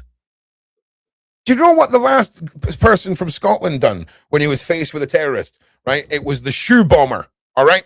And he got his ass kicked in the airport and got held down by a Glaswegian, all right? That's what happened, okay? So, like, they are taking the initial demanification of the world that happened just before COVID, right? Where they're turning men into women at a faster rate than we have ever seen. We're seeing detransitioning happening at a faster rate. They are now emphasizing and bolstering just run away. Now, I'm not in any way saying run towards the gunman in any way, shape, or form. But, I mean, I suppose run, hide, and tell is pretty good advice from a government. I mean, I'm not going to lie, like run away from the... I mean, it makes sense. But it just seems to be, you're wrong about striking. I don't know if I mentioned striking, bro. I don't know if I mentioned striking. Ron, I sent you something because I want people to see the fires. This is from New York. No problem. Just as I'm loading that. If you were talking about me and Paula talking earlier, I'm completely against strikes as a form of getting to the government, bro. Just so you know. If that's what you're talking about. If not, let me know and I'll correct myself. And if you're that far back in the interview, you're never going to see this till the end anyway, and I'm never going to be able to give you that answer because I ain't going into the comment section. So maybe come back on Monday. Maybe come back Monday. Look, I'll circle. Let me just close my point on this. Then we'll what the hell is this? Anyway, we'll get to that in a minute, right? So basically, what I'm saying that is the fire from Toronto that you can see it all the way from New York. Oh wow, yeah, that's wild. In fact, you know what? Whilst I'm waffling, I'll put that up on the screen because this is crazy. Yeah, that is the smoke that you can. Those are cloud. Those are not clouds. That's the smoke from Ontario that you can see all the way from New York. This is on a plane. You see that? That's the smoke. That's what we have here right now. Also, listen. Look at that, Ron. Yeah. I still don't know if I trust planes. Like, they're made of metal. How do they like fly? Like, I don't trust it. Ron, by your logic, we would have us all. Oh, you are so far behind in all of this. If Ron was in power, right, you'd look at that. I think you're all very wrong about how things go. Ron, by your logic, you would have us all be slaves forever. What are you talking about, Patrick? I really wish I knew what point of the podcast you're in, because no, I wouldn't have us all be. Oh, do you know what I'm saying? He's probably talking about me saying there's nothing we can do. No, there's definitely things we can do. I just can't say those things on YouTube. Just so you know. I have to get going because my computer's about to die. Yeah, that's right. I'll join you on Monday, sweetie. Monday. Have a wonderful weekend, everybody. No, you're going to see me tonight because we're going to have beers if you're free. So yes, of course. Send me the link. I'll join you. I've got the countdown till my album comes out next Friday. So I can't wait. Send me the link. I'll be there, sweetie. Special live gig tonight, and we're gonna have a few beers and celebrate it all. But Paula, you go. I will see you on tonight and all that stuff. So thank you loads. All right, so you're stuck with me now. You all thought it was over, but no, there's more. So again, we're gonna look over the Macdonalds stuff. We'll try and do the math. We'll see where we've ended up with that. Now I'm going to give you guys a couple of pieces of homework, right? Because I don't want to just sit here and play through other videos. Hang on a second. Oh no, we're going to play through this one. This is going to trigger all the UK people. All right. So we are in the world of vice presidents and FBI leaders jumping onto the Joe Rogan podcast. We've seen the Kash Patel interview, and we are now it's like, what is going on? So I kid you not, JD Vance has went on the Joe Rogan podcast, and in segments of this, he talks about how he has thought and theorized about quelching a conspiracy theory, or turning something into a conspiracy, or dumping so much false information into something that there's so much conspiracy within the fact that people give up on it, which is kind of crazy, because last year we were talking about how if you just take enough misinformation and dump it on the internet into a factual shenanigan that you're trying to disperse, this is how you would do it. And they've now basically came on in a minute. But this is why like just listen, right? We'll play a couple of minutes of this, but then I'm going to leave you guys to watch this one on your own, and then further go and watch the full interview. Sorry, Ron's Fabioing again. Somebody referred to it as, but I don't give a rat's ass. Vance, the vice president, has gone on the world's largest podcast to slip us some propaganda. They're hoping you won't notice, because the cover-up, that was 6 months ago. Now, the rewrite has started. I hope you've forgotten some of those details, because you're going to need to misremember everything in the Epstein files in order to believe what they're trying to sell us. And so you got to be careful of the podcast these days. The times have changed. It's no longer bros talking. All these powerful people who used to go try to spin stuff on cable TV have now realized this is the new place to sell your propaganda. It's not exactly what we've been saying since Kash Patel stood on the Joe Rogan podcast. It started off with millionaires and billionaires. In fact, we could even argue that it started off with criminals, right? Started off with criminals who then changed their way and came to podcasting. And there's always this transition into redefining yourself because you've stepped onto a new media platform. And this is the illusion that they're doing with this. On cable TV, nobody's there. It's on the Joe Rogan Experience. You got to be skeptical of all these guys who go on the show. I mean, except that guy, obviously. Wait, click off that. Some of these guys you could trust. Some of them, they just have the right look to them. I think you could trust them. But today, I just want to break down all the claims made regarding the Epstein files, starting with what I thought was the most egregious one, and that centrally explains why they're really talking about this, what their new line of attack is on the Epstein files. They didn't cover it up. They just mishandled the... They didn't cover it up. They just mishandled the release. Wow. Wow. Like, that's how you would describe dropping an egg. Mishandled it. Mishandled it, mate. We're talking about victims. We're talking about unalivings. We're talking about infants that are ripped from mothers. We're talking about human jerky. And JD Vance is saying, oh, sorry, we fumbled the ball. Do you know when you want to create a when you want to reconspiratize the Epstein files, this is how you go about doing it, by leaving these little tidbits on the internet for the future generations to log back into and have a look at. Because we know they're not going to be seeing us.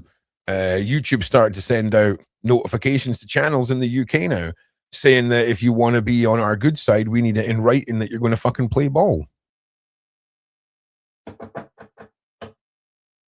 So Fabio say no. Comms.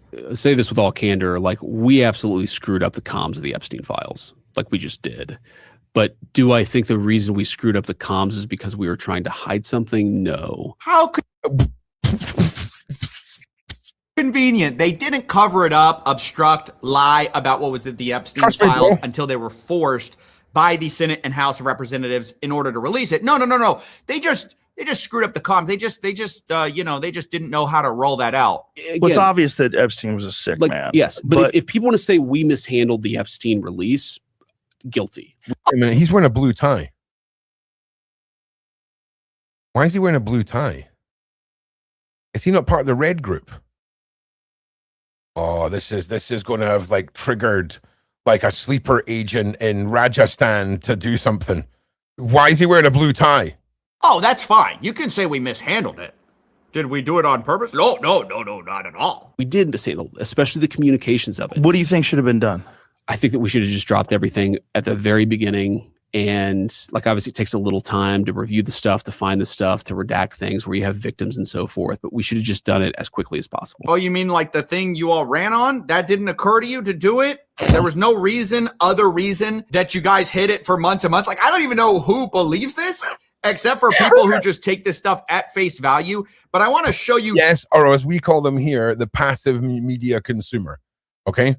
And that's where the danger lies. That's where the danger lies, my good friend on the Webernet. Like, it's vital you understand that the majority of people are still passive news consumers. Okay? You know that friend of yours that's really happy at their job, even though they don't earn enough money, but sometimes still goes on a holiday each year and like always seems really peachy and perky because they live in a world of ignorance. I'm also a tiny bit jealous. I wish I could rent ignorance for a weekend. Like, could you imagine one weekend a month where you just didn't have to worry about this shit? Do you know what I'm saying? Don't pretend like you wouldn't. I wouldn't be wanting it permanently, but for a weekend, hell yeah. Hell yeah. I really am concerned about that guy that thinks us all to be slaves continually for years. He's not said anything since his last message. Oh, there he is. Oh, he's back. He's back.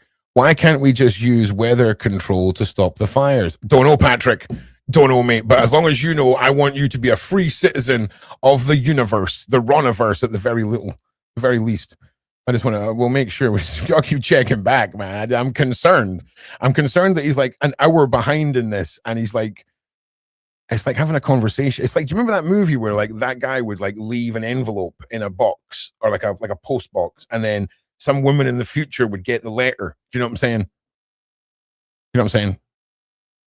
Stop watching Jesuit Joe Brogan and he will go away. I don't know if that's how it works, right? Because here's the thing. See, if you want to talk about algorithmic numbers and how you can pump numbers and how you can put things in front of people, we kind of don't fall victim to it as much because of how the short form advertising runs on YouTube.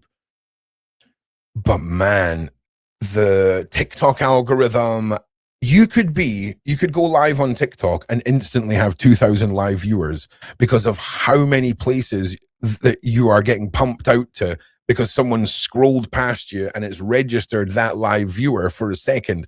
It's bananas. Anyway, no one cares. So carry on with this. Oh, I just sidetrack everything, man. For months and months. Like, I don't even know who believes this, except for people who just take this stuff at face value. But I want to show you definitively, you should not take the vice president at face value. JD Vance, in this interview, admits to things that tells you that he is a propagandist. He's not just a guy talking about his true beliefs on an issue. And the way we know this is because of how he talks about Iran, where specifically when asked about his real opinion, he says, look, I'm not a commentator. He's just here to execute for the president. I mean, my attitude towards this, which is fair enough, right? If I'm the vice president, I'm certainly not a commentator. I'm there to do the vice president job, right? Which, by the way, I'm not saying isn't run by like some neo-fascist secret shadow organization. I'm just saying. This man, as you know, is the vice president. I'm not a public commentator. Like, my job is to give the best advice I can to the president of the United States. But once the president makes a decision, pretty sure you grabbed Erika Kirk as well. I'm just throwing that out there. My attitude towards it is I try to make it as successful as possible. So that's what he's doing here with the Epstein files. Look, they covered it up. They made that decision. And now JD Vance is here to try to make it sound as palatable as possible to you, the viewer. And it's not just JD Vance that says this. The New York Times has actual reporting on Inside the White House freakout of the Epstein files. JD Vance is literally quoted in that piece talking about the Epstein files, saying this is a huge problem. When talking about the president and Epstein's relationship, there was some reporting that was coming out. JD Vance was trying to think of gambits to try to get people off the scent. Quote, he thought that the White House should enlist Tucker Carlson to interview Epstein's longtime girlfriend and co-conspirator Ghislaine Maxwell in prison. It might help the president if Maxwell was willing to state that Trump had not been a part of wrongdoing with Epstein. Well, by the way, that happened. I mean, again, if I'm the vice president, I'm suggesting that to him too. Do you see what I'm saying? Like, I would be suggesting the same thing. So but just with Todd Blanche, not Tucker Carlson. So we literally know internally. Again, though, in the context of they're not evil overlords, if this is just two normal guys, like, he's using the tactics that would be used by someone in their position and masking the way that this was handled with those masks, if you understand. Because it wasn't until that they were legally forced to release the Epstein files that they did. Their entire campaign circulated around it, as we've already heard. The fact that he's referring to it as mishandling or dropping the ball is the most understatement of the century. Like, the understatement of the century. And there's still missing files. Files have been added. Files have been to gaslighting. Yep, let's go with that. That saves me saying the next 15 minutes of crap that no one wants to hear. They're gaslighters. They are masterful, demonic, gaslighting, freaking rapscallions. JD was saying, hey, this is a huge problem. Hey, we got to deal with this. We got to, maybe get Tucker Carlson to interview Ghislaine Maxwell. We got to find a way to convince the public that this is no big deal, right? He's literally part of the cover up. Then he goes on the Joe Rogan Experience to do his spin move, right? Mm-hmm. Now, if you're wondering, well, how can we trust that New York Times reporting, right? Well, actually, JD Vance quotes it. This was during a section where JD Vance, the I'm not a commentator guy, was trying to establish his bona fides with Joe Rogan's audience. He goes, hey, look, I'm a conspiracy theorist too. And he quotes the article. Amazing. This is amazing that JD Vance sat here and said this next part. This is the let's make me relatable pitch. Okay. So in like the Gestapo handbook of how to convince a nation you're not a twat, this would be like chapter 4, right? Where you find a way of becoming relatable. Well, there's no other instant way that I would think we could all agree that we have all experienced interest, knowledge, or the research of a conspiracy theory. Yeah? So conspiracy theory is a great Hail Mary topic to throw out there for mass. Oh yeah, that's so relatable. Oh my God, he's so relatable. Do you know what I'm saying? Article. You and I could literally do 2 episodes about this. I've gone on down to every rabbit. Is he wearing eyeliner? Is he wearing eyeliner? Is that is eyeliner? He's wearing eyeliner. Oh. Is he wearing is he got what's going on? There's this funny New York Times story that's somewhat true, somewhat false, but where Susie Wiles, the White House chief of staff, says, well, he's got like those, like when you see a movie and like a guy from Persia comes in and he's like, I am from Persia. And he's got like that freaking Soprano. We know JD's a conspiracy theorist on this. Like I am, actually. I've gone down every rabbit hole here. So JD Vance says, hey, look, guys, hey, I'm just like you. Okay, so we're going to stop it there on this one, okay? Because you guys need to go and watch all this, right? You all need to go and watch this podcast and make your own mind up about whether or not vice presidents shouldn't be coming on to use a podcast as a way to realign history and correct fact. Because the passive news consumers are the issue. They are still the majority, I would imagine, of the people. And it's scary that when we see headlines like JD Vance admits to dropping the ball on Epstein files, and people scroll past that, those are the passive media consumers. And it's, yeah, Ron's partial to a bit of eyeliner. If Ron was wearing eyeliner, Ron would rock the eyeliner, right? Ron doesn't do something and then like Ron likes to laugh at himself, mate. Like, do you understand that? Like, if I ever wore guyliner, I would be ripping the utter pee out of myself regularly on live streams. Or I would be comparing people's shit decisions to the photographs of me wearing guyliner. It would be legendary. So no, sadly not, mate. Sadly not. Sadly not. So, yeah. Ron needs to get a Peloton and like stress pedal some calories off. That's what he needs to do. He is needing that. Not that anyone cares or asked. But anyway, so I'm going to post this link. Make sure you go and watch CoffeeZilla's video. It's on Voidzilla, his second channel. Go and check that out. I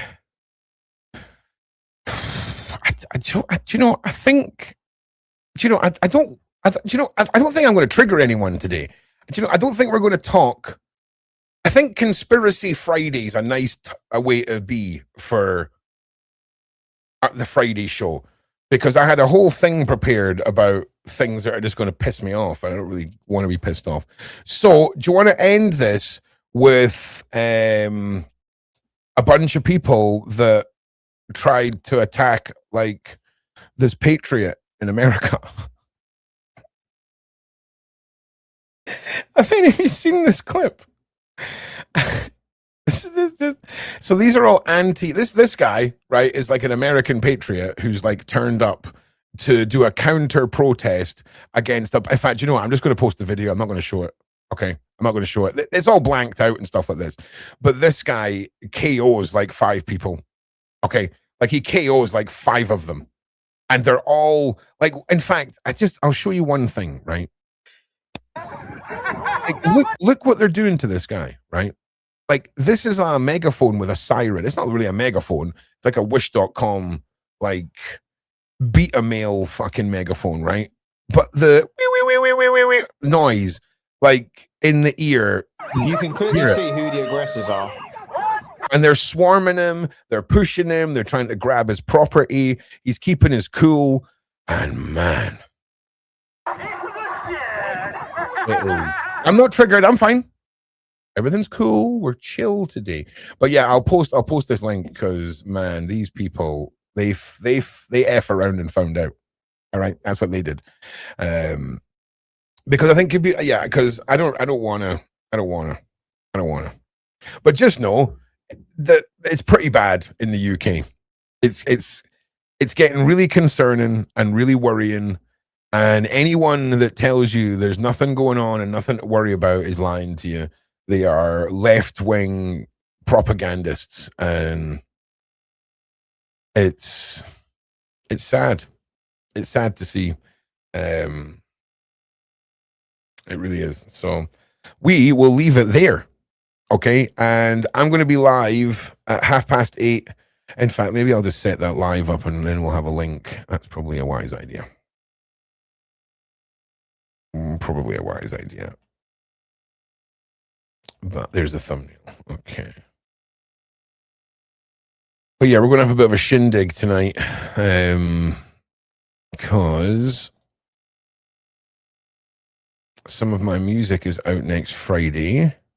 The first album in the trilogy of albums from my fun journey this year.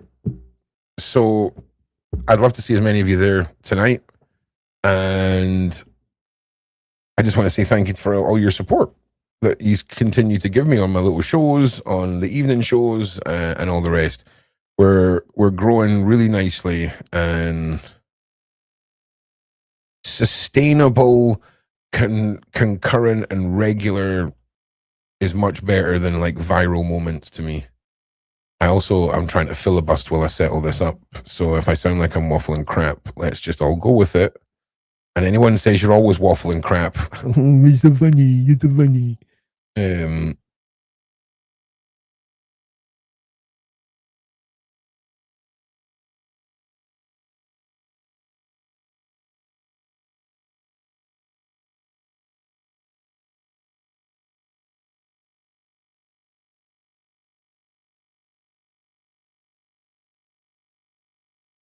All right. Dun, dun, dun, dun.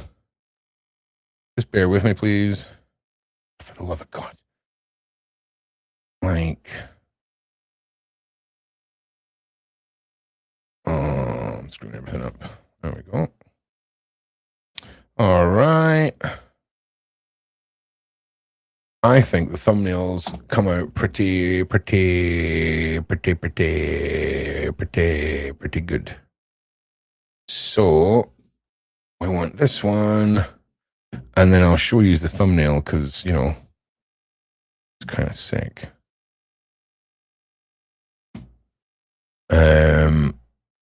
And this will be staying on the internet. So for the last 7 months, all of my music lives, one of them was 7 hours the other night. We all sat and played music and had a good laugh and a good chat. And I don't leave them up because my music's not public yet. Does that make sense? So this one will stay up so you can always come back and watch it. And it would mean the world to me if you've got a little bit of time later and can stop by for half an hour or 45 minutes or whatever you've got to just listen to some of the show. I'd really, really appreciate it. Wait, it's July, right? Yeah, okay. So I'll fix the typo. All right. Thank you. Okay. Lock this in. Change to July. Thank you. Not June. All right. That's fine. Listen. Ron is what you what would refer to as spread a little thin. Okay. So he's doing his best. So anyway, I don't need to wait until the spelling mistake is changed in order to give you the link. So give me 1 second, and then I can free you from this innate waffling that you're having to endure. There we go. So Ron and Paula are kind of disagreeing, aren't they? Kind of uncomfortable, to be honest. Oh, I'm sorry. We're not stuck in an echo chamber looking for Ashley. I'm sorry. I'm very sorry. I'm very sorry that I can't give you a loving environment where everyone has the same opinion and they're just like, oh, I think you're wrong, but they continue to just like butter each other's buns. No, Paul and I are friends. We're always going to have differences of opinions. If you find it uncomfortable, please do yourself a favor. Do you know what I'm saying? Like I can't. You understand that we're not all here to please everyone, and it's not a human right for you not to be offended. Oh man, I'm spicy. So I'm going to correct that. I'll get you the link now. Definitely not going to be seeing her there. 100%. Just fucking ruined that for myself. So I've always been this way, okay? And I'll always be this way. And I love you guys, and thank you for being here. And I look forward to another week of shows. And listen, I just want to say to you guys, I appreciate every single one of you. And I mean that wholeheartedly. So yeah, look. Go watch The View, Ashley. Oh, just remember, you're all defending a man that thought it was June. Okay, let's just keep it in perspective. Okay, like I'm here. My supervisor was offered. Okay, it's get. Well, I'm not going to bust your chops. You mean offended, right? You mean offended? You meant offended there, right? Like when Ron, exactly, right?